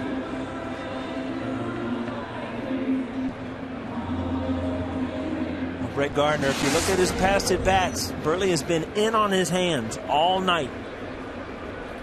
See if he goes away with a cutter. Looks like he's going to.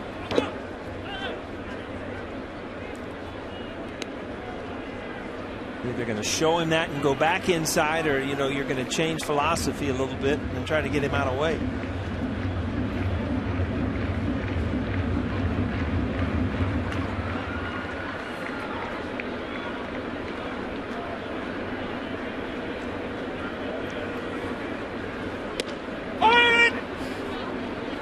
Now 1-1.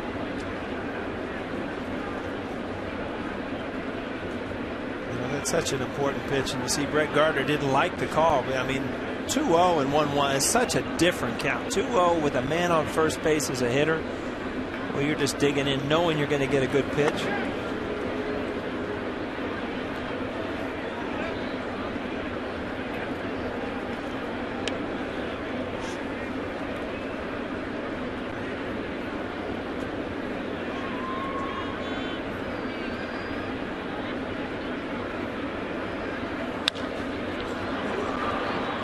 High fly ball, shallow left center. Colby Rasmus is there for the first out. So Gardner is 1 for 3.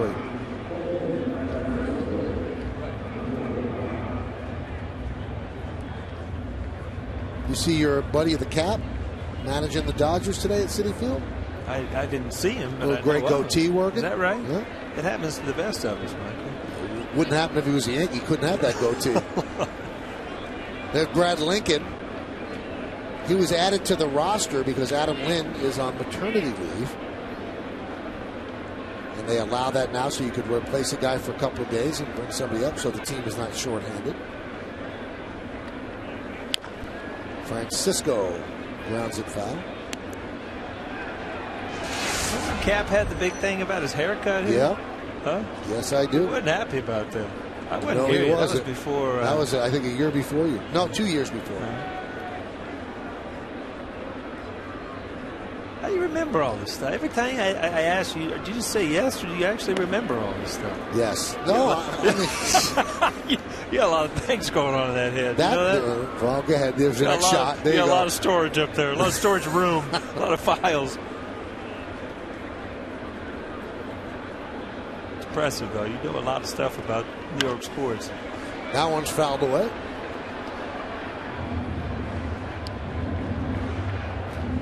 Quiz Jody tonight? Yeah, about the Yankees. Yeah. That's what we talk about. Give her a text poll question Yeah. once in a while. Yeah.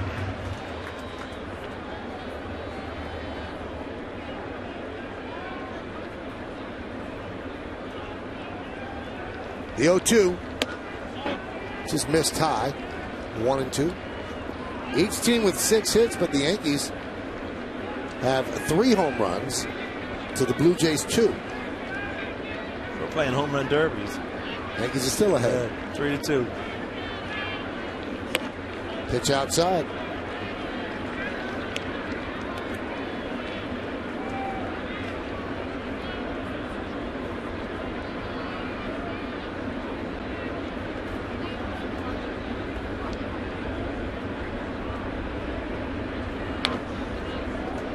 Francisco getting better at bats tonight after working with Kevin Long earlier.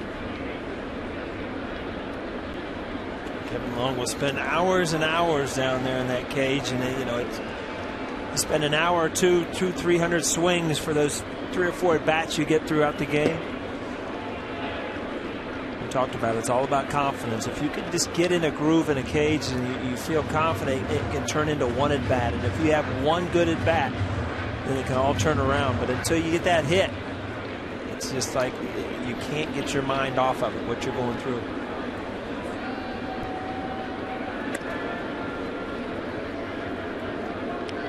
Who's the best hitting coach you ever had? Rick Down helped me the most.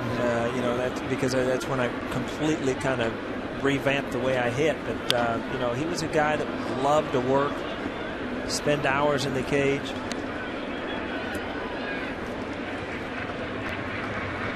I think sometimes, you know, you would just go down there and hit and hit. You'd hit to get so tired that you would almost be on automatic pilot by the time the game got there. Hitting's fun too. I mean, a lot of times you just go down there because it's fun to hit. That one's popped up. Encarnacion makes the play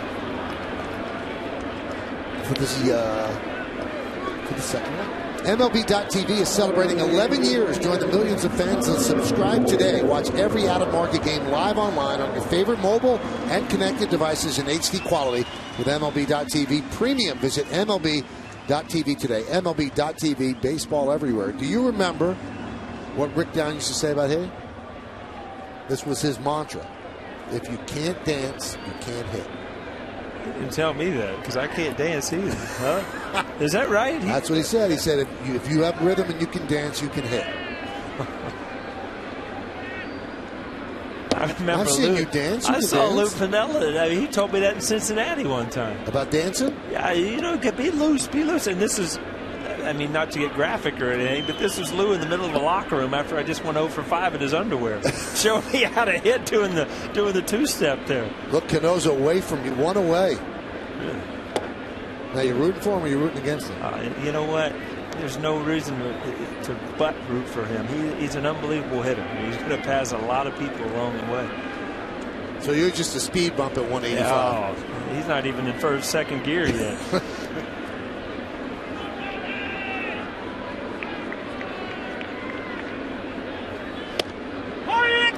2-1.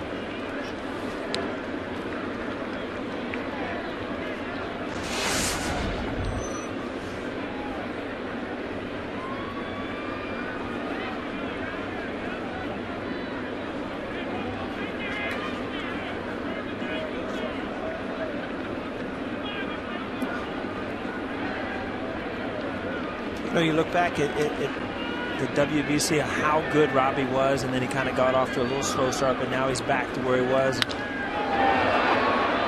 As he lines one to Rasmus, and Paul's going to have to finish that point when we get back. No runs are hit, no errors, 1 man left. He's going to try to dance right now, because if he can't dance, he can't hit.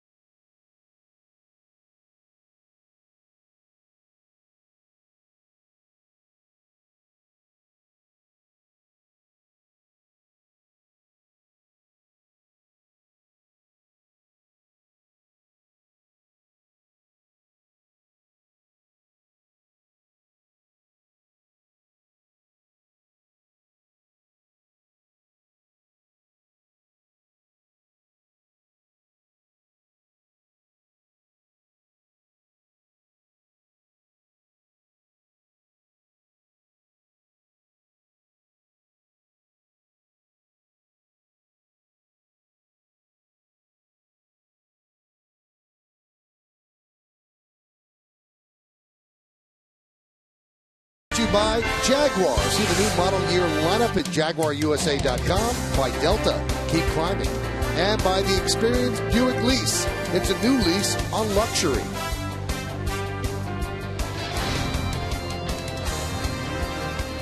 All right, we go to the 6th inning. Melky Cabrera will lead it off against Kuroda.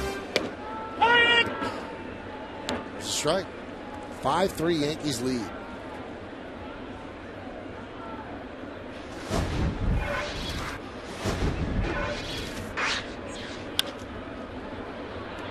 Foul down the left field line. See, Kuroda now is starting to get ahead of guys a little bit, but he's still not been able to put guys away, which he's so accustomed to doing with that split finger fastball.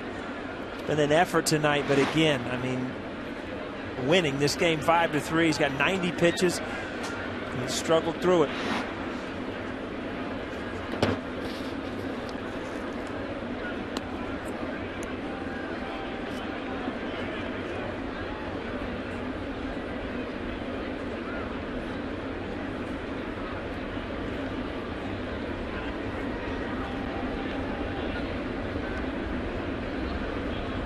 Kuroda, the 1-2. Fly ball to left field. Vernon Wells is there for the first out.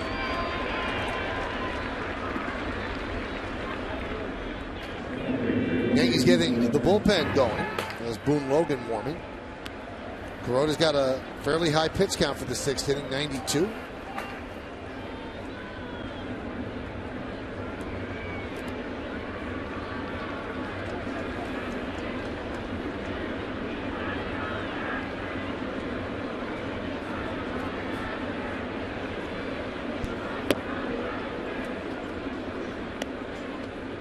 talked about Aaron Sebia takes out. And he's dangerous. He's hit some long home runs. I was talking to Pat Tabler, who does some of the games on their television network, and boy, he said just changed his style of hitting, tried to relax his hands a little bit and just, get his body out of the way and use his hands a lot more. So far, he's hit some bombs this year. Now, let's put that in layman's terms. So when you and Tabler are talking, it means what does that mean, using your hands more? Don't people swing with their arms too? Yeah, I mean, the more you use your hands, the more you'll see you get the bat head out quicker. And as soon as you start pulling the bat, kind of like a softball swing, you kind of drag the bat and you kind of pull it along, and it's not nearly as quick. And bat speed is what generates power. So if you can, kind of get your body out of it. Sure, it's a big part of your swing, your legs and stuff, but if you really emphasize your hands and getting that bat head out in front, that's where you can generate a lot of bat speed and a lot of power.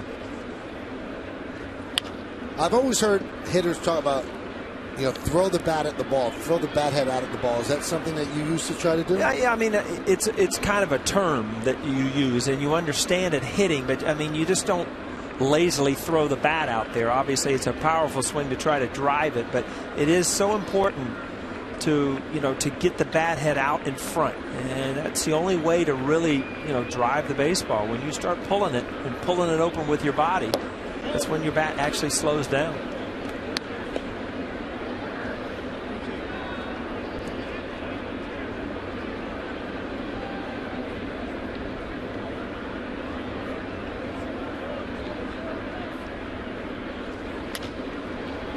High fly ball, shallow center. Gardner makes the play for the second out. Michael, you see what we're talking about. You see his body here start and everything opens up, and then it just slows your bat down, and you just kind of, you get out front of the ball. See, everything's flying open. You're kind of fooled. See, back foot's off the ground, and you just don't quite square the ball up.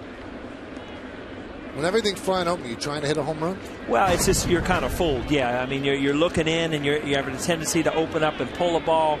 And, he pulled the string a little bit, and now you're out front of everything. Pitches high to Rasmus. Pretty in-depth hitting we've gone through this inning, Michael. Huh? People want to hear it from you. Probably really want to go out in that cage tomorrow, don't you? You know what? I'd love to. It's not a bad thing. It's kind of cool out there, matter of fact. High fly ball, right field. Down the line, Ichiro is there, and it's in the seats, out of play. Nice catch by a fan. Good. Standing over in Yankee Stadium, he made a pretty good catch. Let's see. You judge it, Paul. Hey, I tell you what, barehanded fly ball, those hurt. It's good.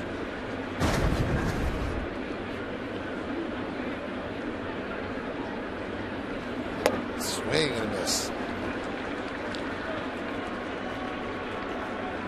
This could be one of those games that we talked about. Kuroda doesn't have great stuff, but he's making it work. He has absolutely battled, and this is what you get from a veteran pitcher than a guy that really doesn't know. If he doesn't have his good stuff, then he's not going to win. Kuroda has put himself in a position to win this game by just gutting this thing out, battling. Job of Chamberlain warming.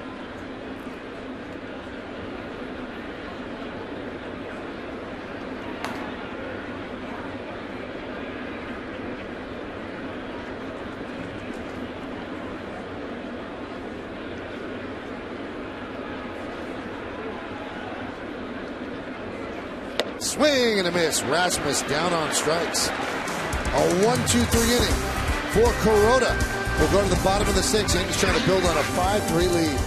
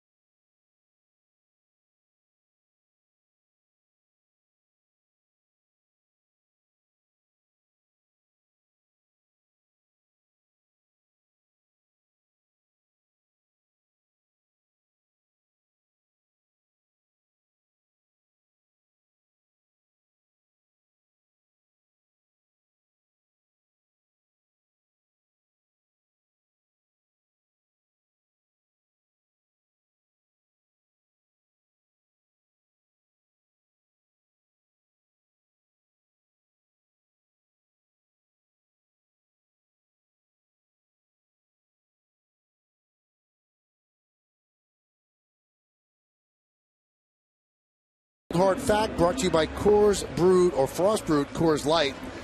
Well, today's the first night of the NFL draft, so we thought we'd give you some notable New York Yankee draft picks in the NFL. In 1981, Yankees picked John Elway in the first round. Bo Jackson was the 50th pick, and then in 1988, Deion Sanders, the 30th round. And Vernon Wells pops one up as this tourist runs it down. You know, we spoke about Don Mattingly earlier, and no offense to you, but he said Deion Sanders was the greatest teammate he ever had. Really? He said it was just unbelievable how good he was to people. People around fun to play with, played hard. People around the ballpark, just not even the players. He was just a great teammate. Yeah, I've met Deion a few times. Never got the pleasure of playing with him, but always been nice. Played for the Reds for a little bit. But yeah, I was already gone by then. You were here. Here is Cervelli. He is 1 for 2, a home run his last time up.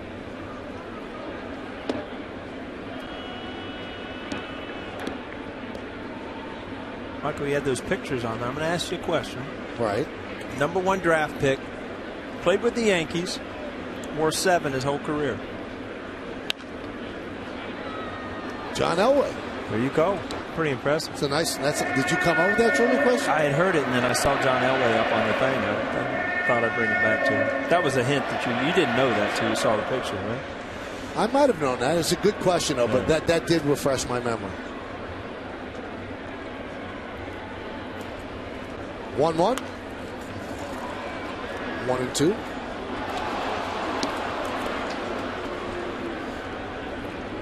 How about the job the Yankee catchers have done? 292, 4 homers and 9 ribbies. On base percentage is outstanding.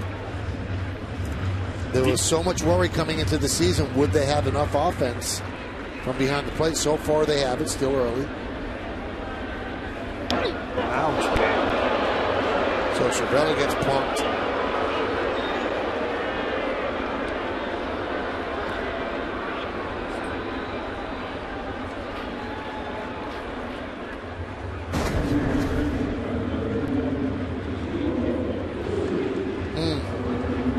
That's going to leave a mark, Paul. Yeah, that's a cutter. And then, you wonder.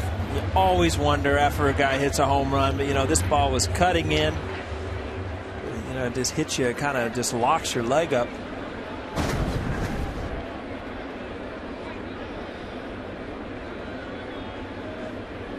Here's Ichiro. 1-0. It was funny. Remember Bill Gullickson? Yeah. So right when I got called up, Bill Gullickson was probably the #1 pitcher in Cincinnati.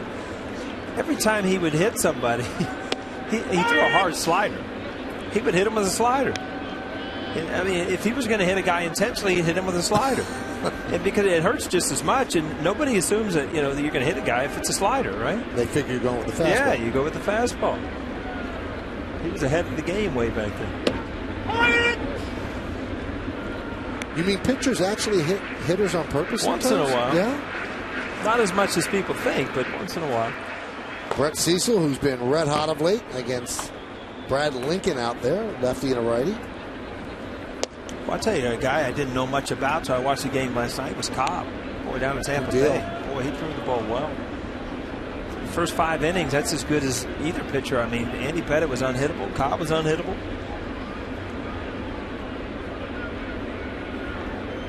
Two-two.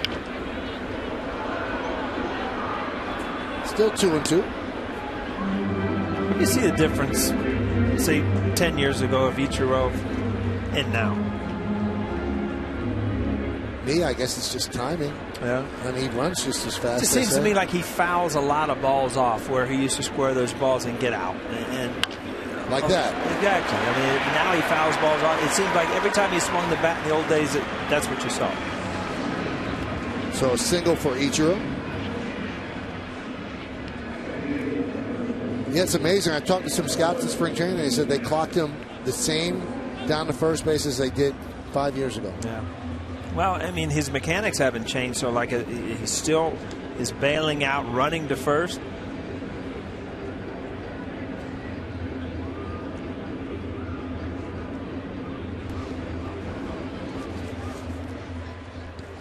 And there's John Gibbons. He's going to take the ball from Mark Burley. So he goes for the right-hander. It's going to be Brad Lincoln. It'll be Lincoln against Nunez. So Burley has been knocked out of the game. He's trailing 5-3. Yankees have 2 runners on with 1 out.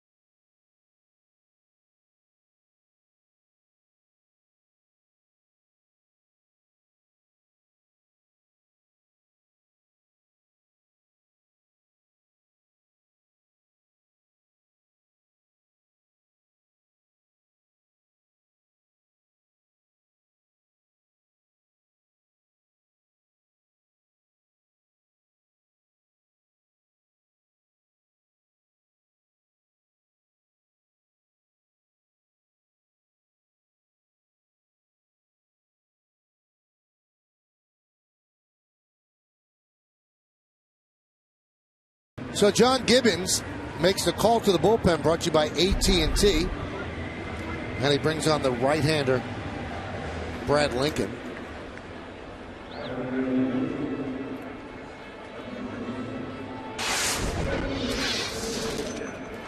He was with Pittsburgh and Toronto last year, 52 games, 5 starts. The numbers are pretty good.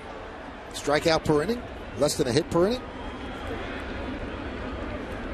As a hitter, if you don't know a guy, you see that. You see 88 strikeouts in 88 innings, so you know that he's got a strikeout pitch. He's either got a good breaking ball or an overpowering fastball that when he gets to that 2-strike count, he can strike you out. So that kind of tells you that, you want to swing early in the count. You don't want to get to the position where he can throw his best pitch.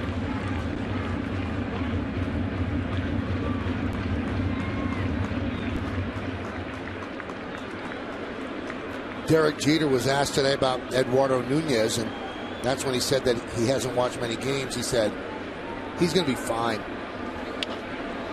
As he pops that one up to shallow left, Melky Cabrera makes the play. 2 outs. He said Nunez knows what he's doing. It'll all come. But now he's 0 for 12 with runners in scoring possession this season. Last year he was so quick, it was like you couldn't get in on him.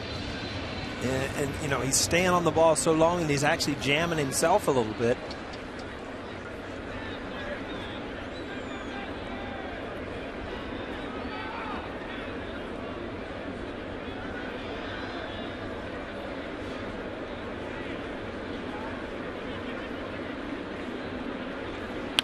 That one is grounded to third, backhanded by Laurie. He sets the long throw, and Lincoln comes on and does the job and works out of trouble. No runs a hit, no errors, and 2 men left on base. We played 6 full innings. Yankees 5, Blue Jays 3, right here on Yes.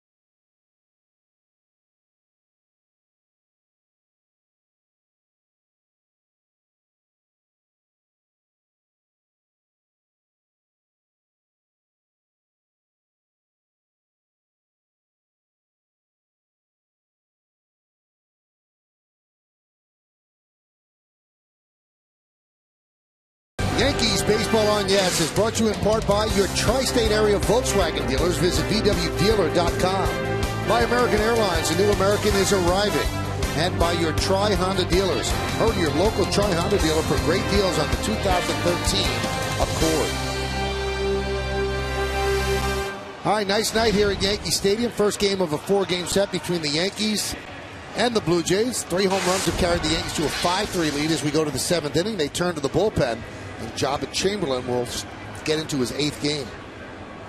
I saw that souvenir stand. I was going to draw a little K jersey in there for you, but they flipped it off real quick. I don't know if that would sell. Yeah? No, probably. I don't know. The 21 still go like hotcakes. Yeah, see, it's a K jersey right in there. See how a lot of them are gone? That place was packed for the game started. They do sell Sia jerseys out there. So what? Sias. Oh, really? Oh, yeah. I'm going to get you one tomorrow. All right. So I don't need the suit and tie. I can just wear the Sia jersey? You know what? If you promise to do the Open with that, I'll buy it for you. That's right. Flip out of town or something? No, he's in town. Cadillac scoreboard 5-3 Yankees lead. So Jabba against Brett Laurie. And there's a strike.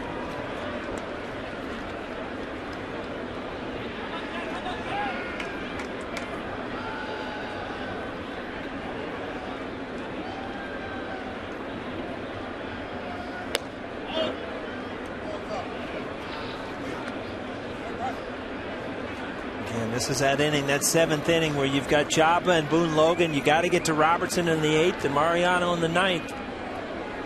That 7th inning, very important. Jabba knocks it down with a bare hand, scrambles after it, and fires low, but Laurie beats it down. Let's see if Jabba's okay.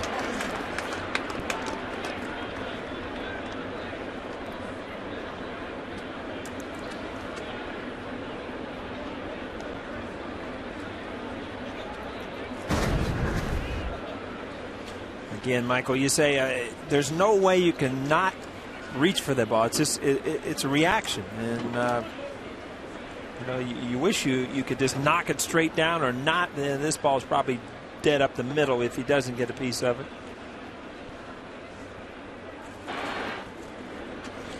Jabba sends Steve Donahue away. Steve came out to talk anyway, along with Joe Girardi, and they now depart.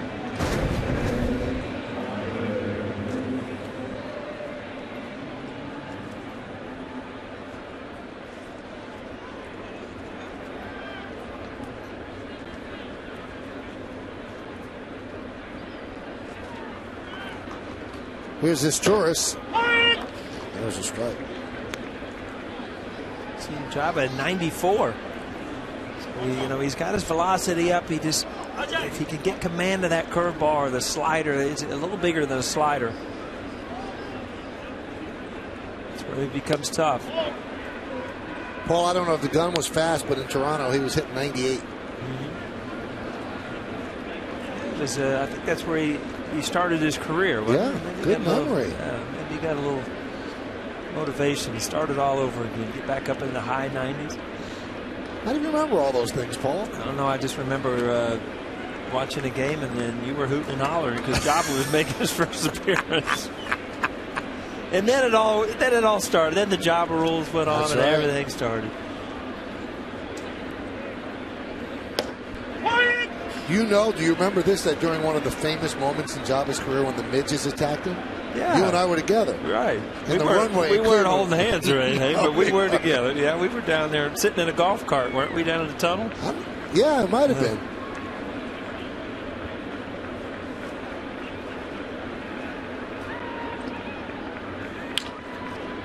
Fouled the other way. That was a weird night, wasn't it? That was strange. Yeah. Because we didn't have any idea really down in the tunnel what was going on, and we were watching it on a monitor. Yeah, the midgets did not get through where we were. No. Midgets didn't want any part of us, Michael. We were down by the fertilizer. They didn't want any of that either.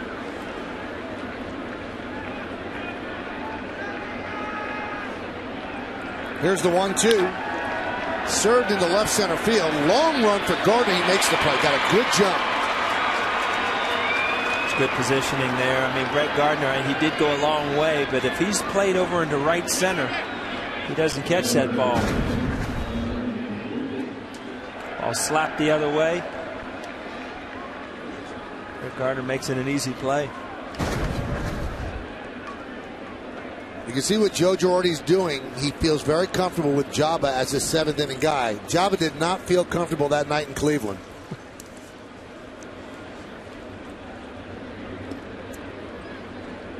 And the Yankee manager at that time, Joe Torre, who didn't make many mistakes as Yankee manager, said that's one of the things he'd like to have to do over. He'd pull the team off the field until the midges had gone through.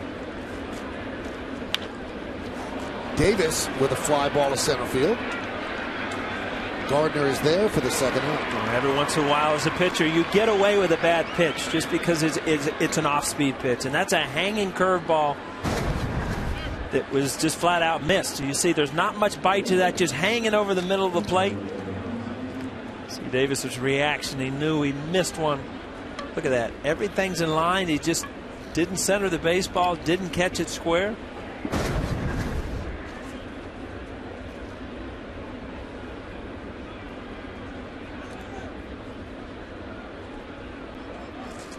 Here's Kawasaki. Overbay with the play.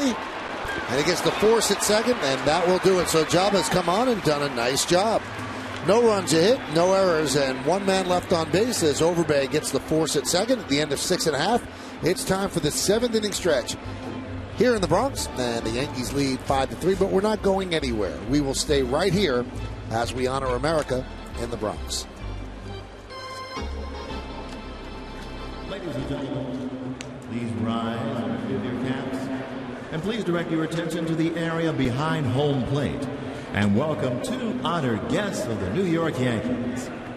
Marine Corps Sergeant Casey Pidcock, who served in Operation Enduring Freedom. And Army National Guard Sergeant First Class Orlando Miranda, who served stateside out of Fort Hood, Texas. The Yankees would like to say thank you for your sacrifice and service to our nation. Now, ladies and gentlemen, please join in Kate Smith's rendition of God Bless America.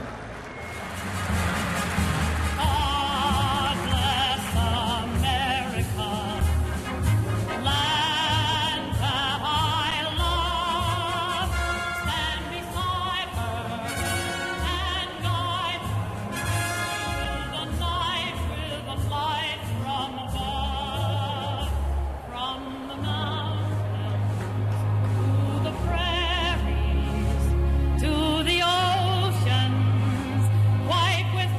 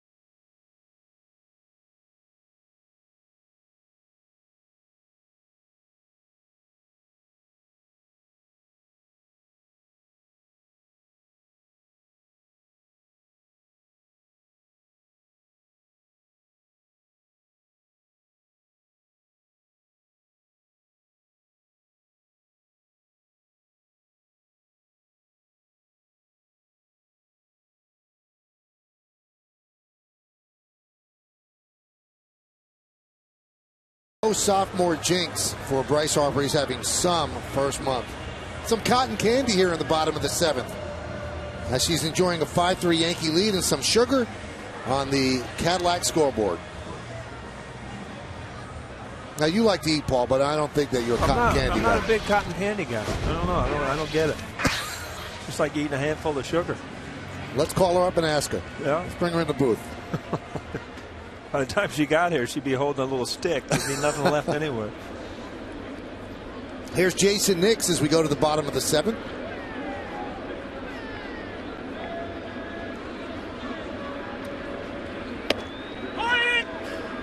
Lincoln deals a strike. Kind of the unsung hero. He might be my player of the game. He wouldn't stick out, but he's done great things out there defensively. Had a good night at the plate. 2 for 2. 2 great plays at third, diving toward the line.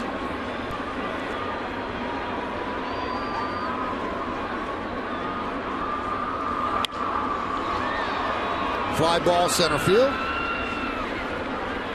And there's one out. As Rasmus puts it away. Hey, tomorrow catch a new Forbes Sports Money for an exclusive interview with Liverpool FC Managing Director Ian Ayre on the historic soccer club's financial future. Plus, a look at the recent soccer team valuations and the change at the top. It's a new Forbes Sports Money tomorrow at 11 only on Yes.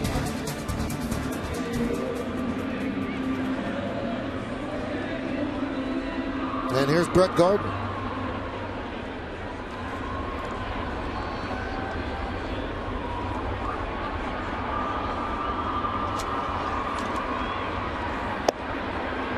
He's always a big at bat for a hitter mentally. You're 1 for 3. You got an opportunity to go 2 for 4, which is a great night. Or you go 1 for 4, which you go home thinking about, how I could have got another hit. Well, that 1 for 3 is always a big at bat for a hitter late in the game.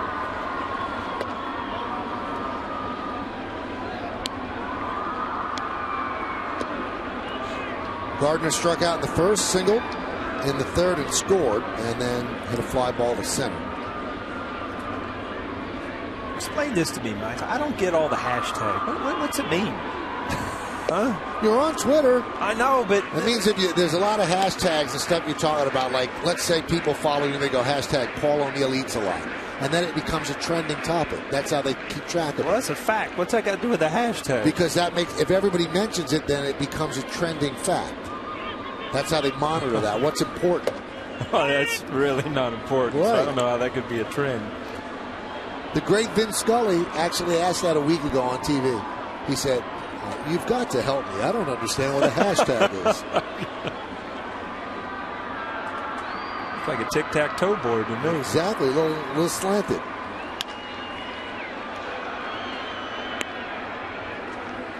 So you're firing a lot of those out when you... I don't do the hashtag stuff because people are doing that because I guess they want to be followed or something like that. So if you hashtag something and it all hooks up to the other people that are hashtagging the same thing.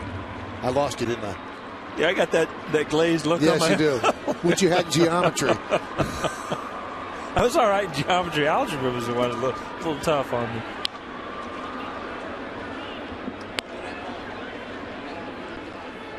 Geometry, with shapes, round. It reminded you of baseball. So you knew that? Yeah. It was just algebra. Calculus. Calculus, don't even go there. That wasn't even fun to talk about at this point.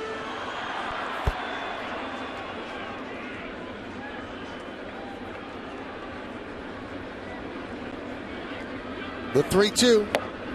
And Brett Gardner works a walk. Prius is the official hybrid of the Yankees. Enter for your chance to win the Yankees Prius plug-in. Go to Yankees.com/Prius. And under that Toyota sign, you see Mike Harkey talking with David Robertson. So David will come in the 8th.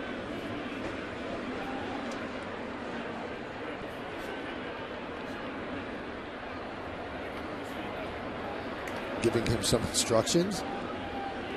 Here's Ben Francisco. And a bunt. Laurie Fields fires. Got him. Boy, when you're slumping, you can't catch a break. Francisco gets nailed by Laurie. One Michael, we're going to have a great view at it, but what a play by Laurie. Barehanded it. It's amazing to me that he was playing so deep. I mean, that's a situation with a man on first. Never know. What do you think? Let's look at it again. We'll figure it out this time. Wow. Pretty close. You know, I didn't know if Encarnacion had it in his glove, to tell you the truth. It looks like he kind of snow-coned it. Wow, that is tough.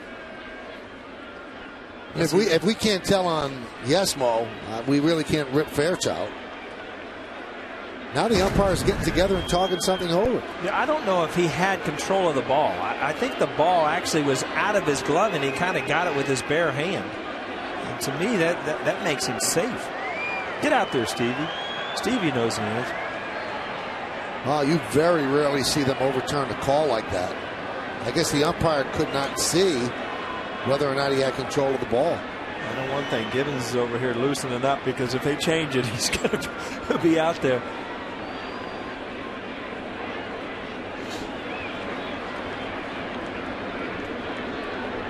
Look at all the wires and stuff back here. What do we got going back there? Oh, they're going to put him at first. Wow. Control. And let's see John Gibbons make his way out and talk this over.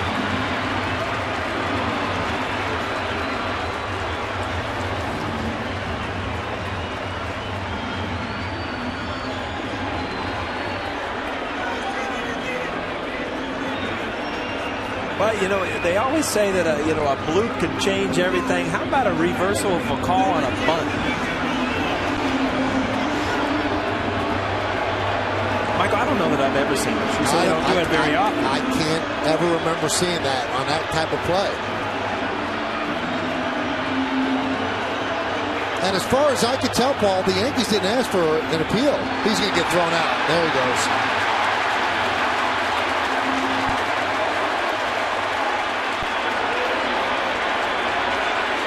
Well, you can tell why he's angry. And he's arguing with Jeff Kellogg, the crew chief.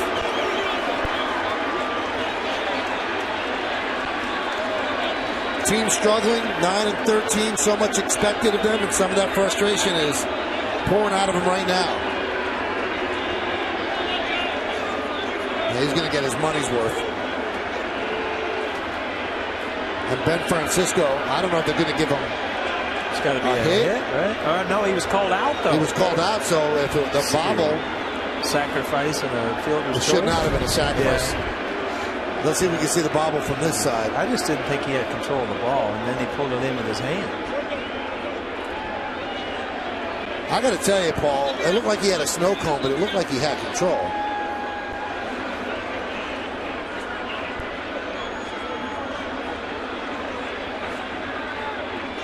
See how his hand, control? Yeah, his hand goes and keeps it in his glove. The ump had a great view of it, though. That's why Gibbons is upset. The first base umpire, Fairchild, had a great view. I thought at first he was blocked out, but no, he could see it easily. But I guess he's looking at the foot and listening for the sound. Fairchild's right there. Yeah, I mean, it's a tough call to overrule, because, I mean, the ball was never dropped. The ball was not in the dirt. It was in his glove. Right. Right that there. looks like Right he's there. in control, Paul. Right there. Right there. I agree with you there. He took it out, which I think Kellogg thought that he didn't have control, but it looked like it was just in the top of his webbing. I agree with you, Michael. You just don't see that overruled very often. All right, they're going to go to a left-hander to face Cano. We'll give you the scoring when we come back.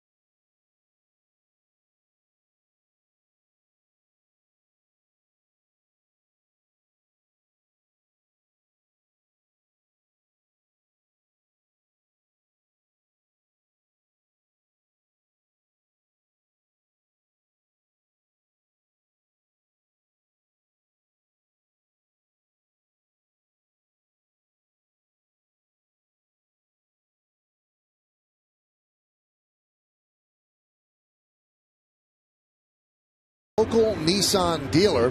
Yankees lead 5-3. Encarnacion with a 2-run home run in the first inning. Cano a 3-run home run. That was in the third. Kuroda pitched 6, gave up 6 hits, 3 runs, a walk, and 3 strikeouts, and has turned it over to the bullpen. So Encarnacion did not have control of that ball. Initially, it was scored at 5-3. Then they changed it to a hit. So if he didn't beat the throw, and the reason he reached first is because of a bobble, doesn't it have to be an error somewhere? Yeah, you would think, but again, you just don't see that call overruled. And really, in the slow motion, you see that he did have control in the webbing of his glove, and I think he fooled the umpire by grabbing it with his open hand. Brett Cecil gets Cano to fly out to center for the second out.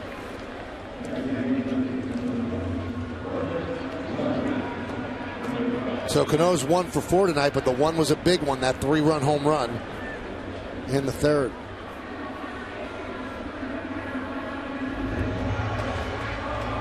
So first and second, 2 outs, and here's Vernon Wells. Wells with a home run, a solo shot in the second that put the Yankees on the board.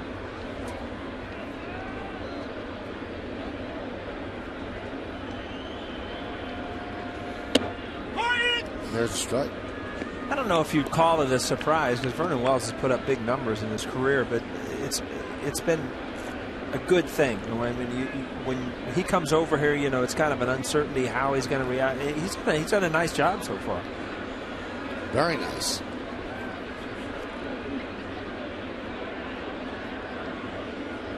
Six home runs, 10 ribbies.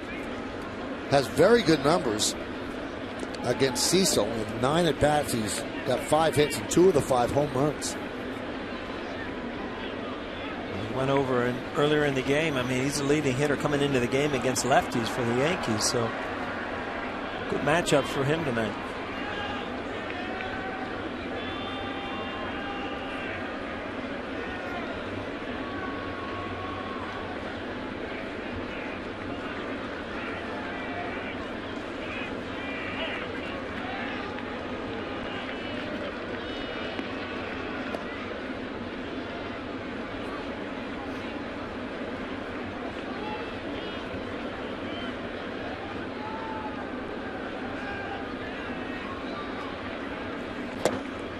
Breaking ball there. About Cecil, I mean, he got Robbie out by going inside and running that ball back in on his hands, and then Vernon Wells, a righty, good curveball there.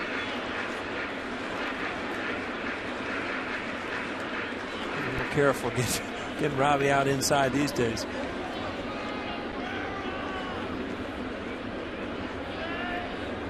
And huge at bat for Wells here. Base hit could just break this game open.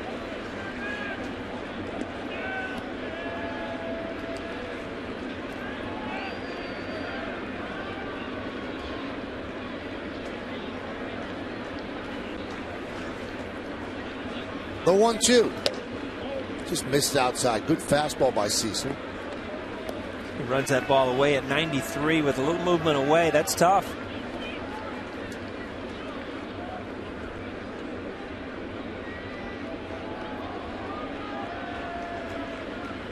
He's allowed a run in just 1 of his 10 games this season.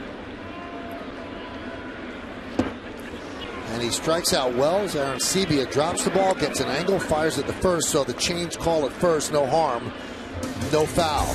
No runs a hit, 2 men left. We go to the 8th inning. 5-3 Yanks.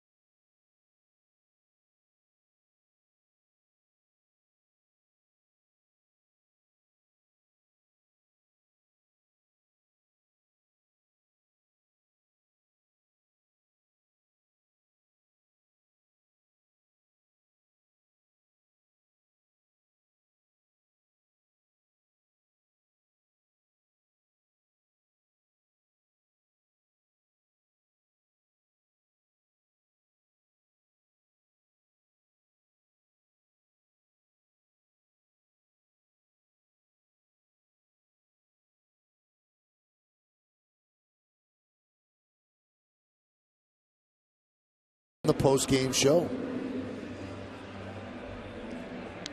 Spring has sprung, Michael. You see that? Nice. I like the juxtaposition of the subway and the beautiful flowers. The what? How those two go together. I just thought you threw a word out there. It didn't mean anything.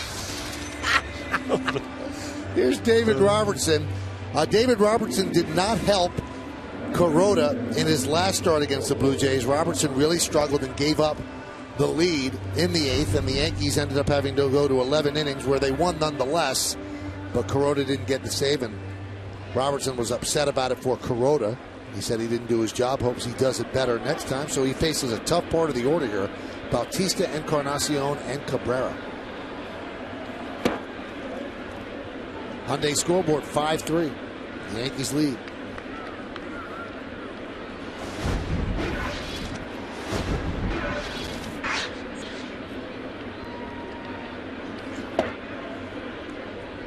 You can see the formula that Joe is working with this year. Jabba, Robertson, and Mariano, and sometimes he will spot Boone Logan in there as well in the 7. Grounded, left side, backhanded by Nunez. He sets and fires, one away. Sunday, don't miss an all-new WB Mason presents the Joe Girardi Show. Joe's going to look back at the first month of the season, including this tough week against American League East foes, the Rays and the Jays. It's the Joe Girardi Show, new Sunday at 5, only on Yes.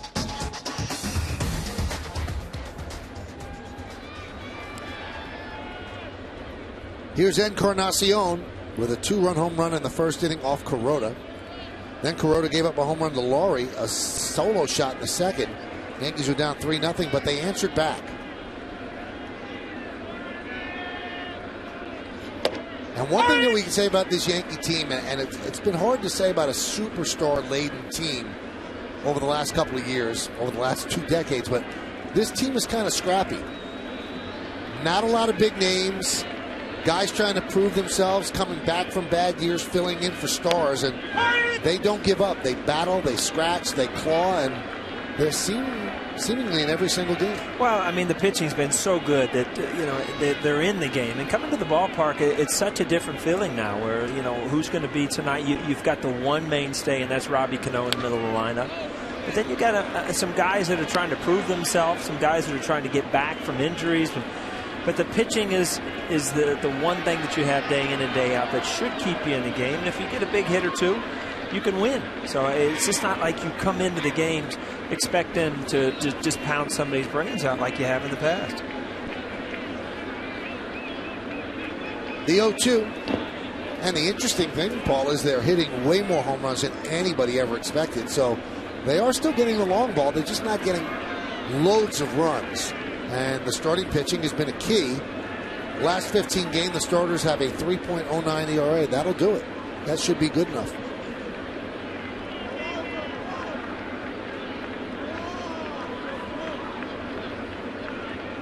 The 1-2. High pop-up, left field. Wells comes in for the second out.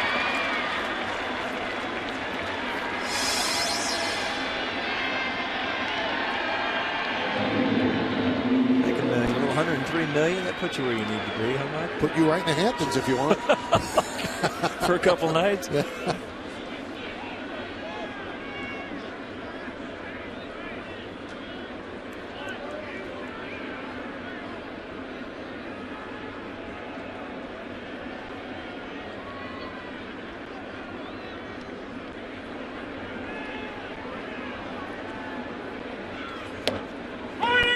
Pitch to Melky is a strike. If you think about it, I mean, this is a kind of a good place for Melky Cabrera to land after what he went through last year and all the stuff that went around it. And, to go to Canada, to go to another team, just to get away from everything and just be. I mean, he's part of a pretty good team right here. Melky can play. I mean, we saw him in the Yankee uniform. Defensively, he's sound. He adds, a lot of energy to teams, and he's a good, solid hitter. So he can help this team. 1-2. Melky suspended 50 games last year, testing positive for testosterone. And then when he was eligible to come back in the middle of the playoffs, Giants said, no, we're doing fine without you. So he did not take part in any of the postseason for the Giants. He was a free agent, signed a 2-year, $16 million deal with the Blue Jays. The 1-2. Still 1-2. Well, you see, when a pitcher hits his spot, how much it'll tie up a hitter. And you see where Cervelli wanted that pitch. The ball didn't tail out over the plate. Just exactly where he wanted it. Catchers know how to get hitters out if the pitchers can hit their spots.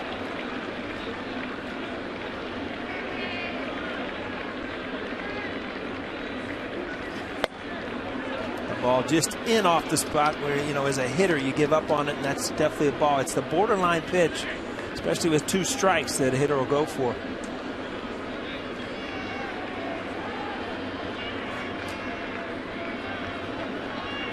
The 2-2. Strike 3. Cabrera down looking. Solid 1-2-3 inning for David Robertson. We're going to the bottom of the 8th inning. Francisco Cervelli will lead it off, and he caught strike 3.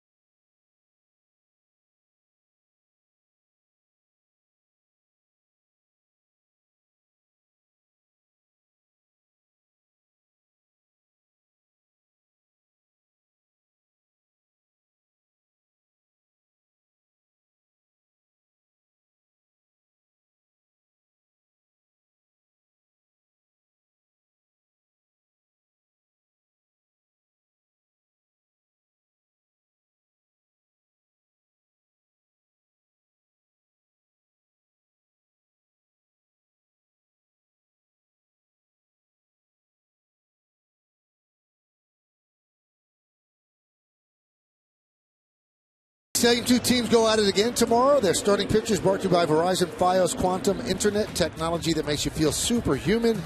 That's powerful. Josh Johnson against Ivan Nova. Our coverage begins at 6 with the BP show.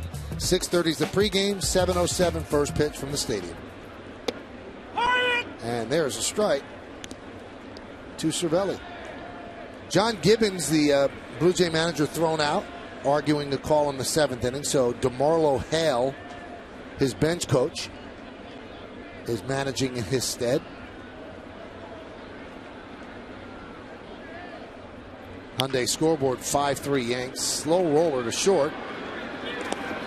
And a nice scoop there by Encarnacion, saving an error for Kawasaki. It's a busy night over there. Kind of held that up so that Fairchild could see that he controlled it.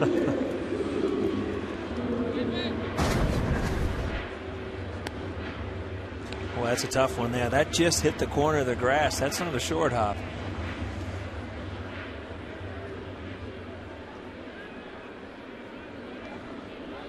Good play.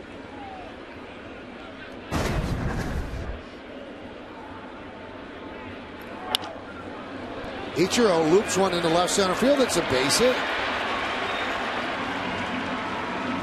So he's 2 for 4.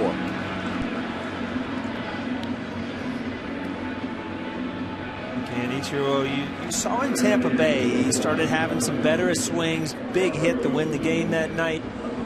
All of a a sudden, he's not going to hit 210, 215 all year. I mean, he's just too good a hitter. He's done it too long. And he's got too much speed also. Here's Eduardo Nunez, 0 for 3 tonight. Grounded to first twice and a fly ball to left.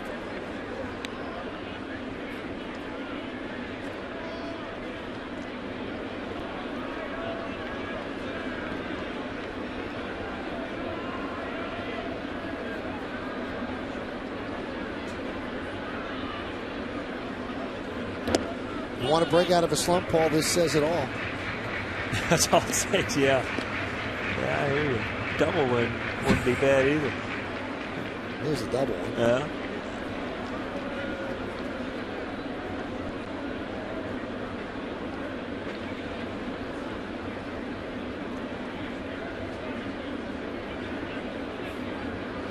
Oh, like I said, Encarnacion's had a lot of action over there. A lot of it he didn't want. The ball comes up and hits you on the wrist, and you just wouldn't think how much that hurts. It catches you on the bone of your wrist.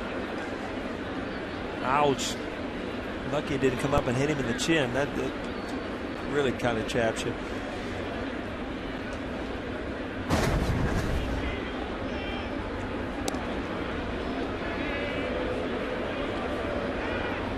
Still looking at that.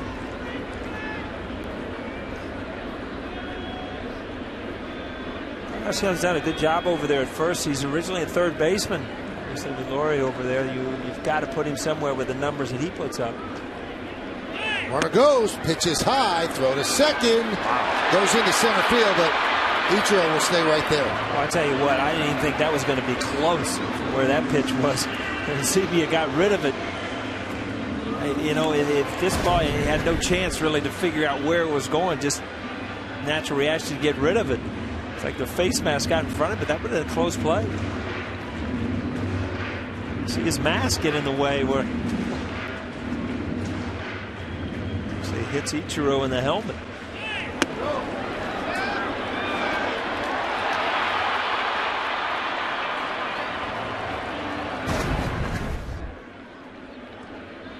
Kind of a tough pitch to throw on there, Michael. He still did it, though.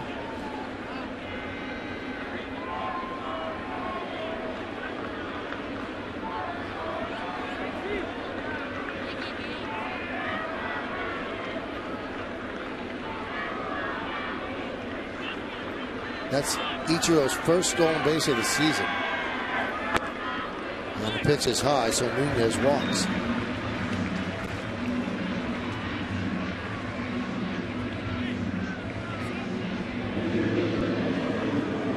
Getting a lot of help from people, Paul, about the hashtags. It's also used for a search engine. So if you want to search things, you could call up a hashtag like that. I'm just confusing you more. You're just doing it on purpose now. I'm going to act like I know what you're talking about. All right. So you should send out a tweet and go, hey, everybody, hashtag I know hashtags. Everybody knows at this point I'd be lying. Well, now you know. Here's Lyle Overbay. He is 0 for 3. This could be 2. There's 1. And there's 2. So that's the last chance now for the Blue Jays coming up. Yankees strand 1. Blue Jays down by 2 as we go to the 9th.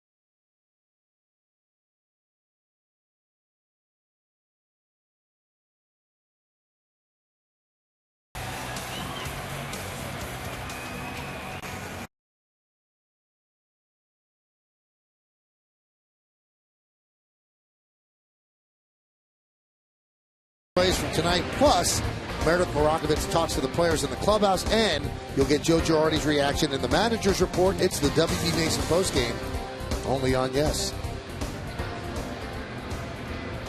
So we're enjoying a rendition of Enter Sandman as Mariano Rivera comes in to close it out. He's 6 for 6 in save situations. Saved the only game the Yankees won in Tampa Bay. Did give up a home run to Evan Longoria, but still nailed it down. And now he will face Aaron Sebia, Rasmus, and Laurie here in the ninth. Yankees trying to take the first game of this 4-game set. Jabba, a scoreless 7th. Robertson, a scoreless 8th.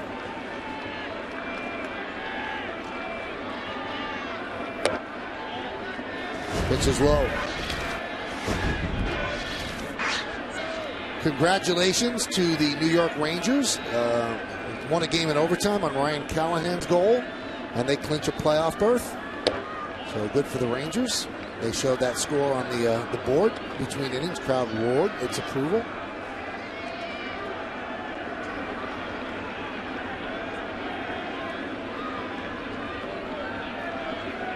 The 2-0.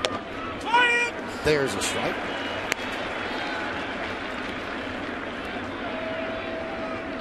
Mo has 55 chances for saves against Toronto. He's converted 49 of them in his career.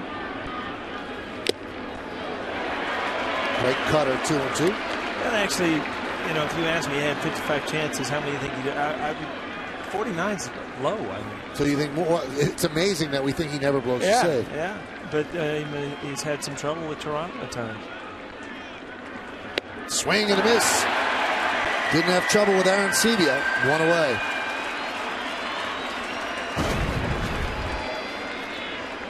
Well, some things don't change, Michael. That's just a little cutter on the outside corner. There's enough movement right at the end. Guys go back to the dugout shaking their head thinking, you know, this guy's been doing this for so long, the same thing, and there's really no adjustment, especially as a lefty, that you can make other than Mariano making a mistake, which he doesn't do very often. Pitch to Colby Rasmus is high.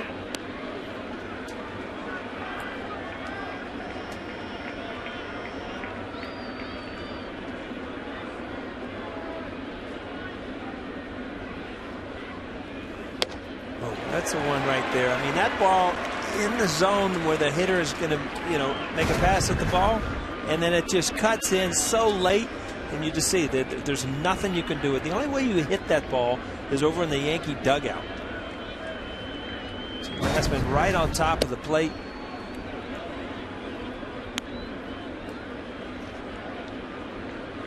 It's got so much movement late that even if you try to jam shot it over to the left, you can't get enough of it to force it over that way. Wow, he's got it working tonight.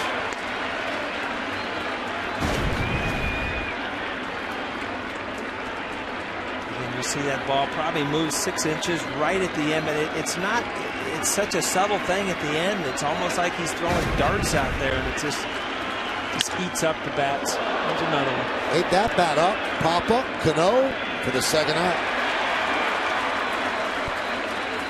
Blue Jays down to their final out. The first game of this 4-game set.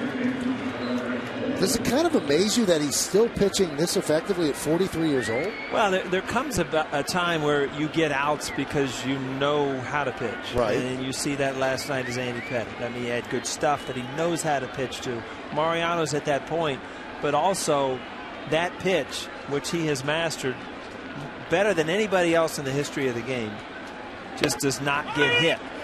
And he does not miss with it very often. And that's the thing. I mean, you talk about earlier in the game how many times guys were missing the target, missing their pitches. He just doesn't miss as much as everybody else. 0-1 to Brett Laurie. Now 0-2. So the Jays down to their final strike. And you've got to a point here where, I mean, he can continue to throw those cutters away. He can throw that cutter on the inside corner, or he can run a two-seamer back in on him. I mean, he's got so many options right here. Strike 3, right down the middle, and the Yankees win 5-3. He was overpowering in that inning as he retired the Blue Jays in order 1-2-3 with 2 strikeouts. Now 7 for 7 on the season in saves.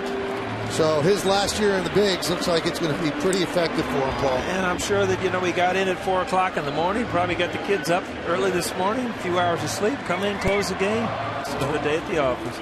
Big home run by Robinson Cano, his 3-run shot, gave the Yankees the lead. They never relinquished it. Solo shot by Cervelli. Stick around for the postgame show to find out who's tonight's Chevy player of the game. Also, we don't want to forget, Vernon Wells had one as well. Bob and Jack and Meredith and some awards coming up. Stick around.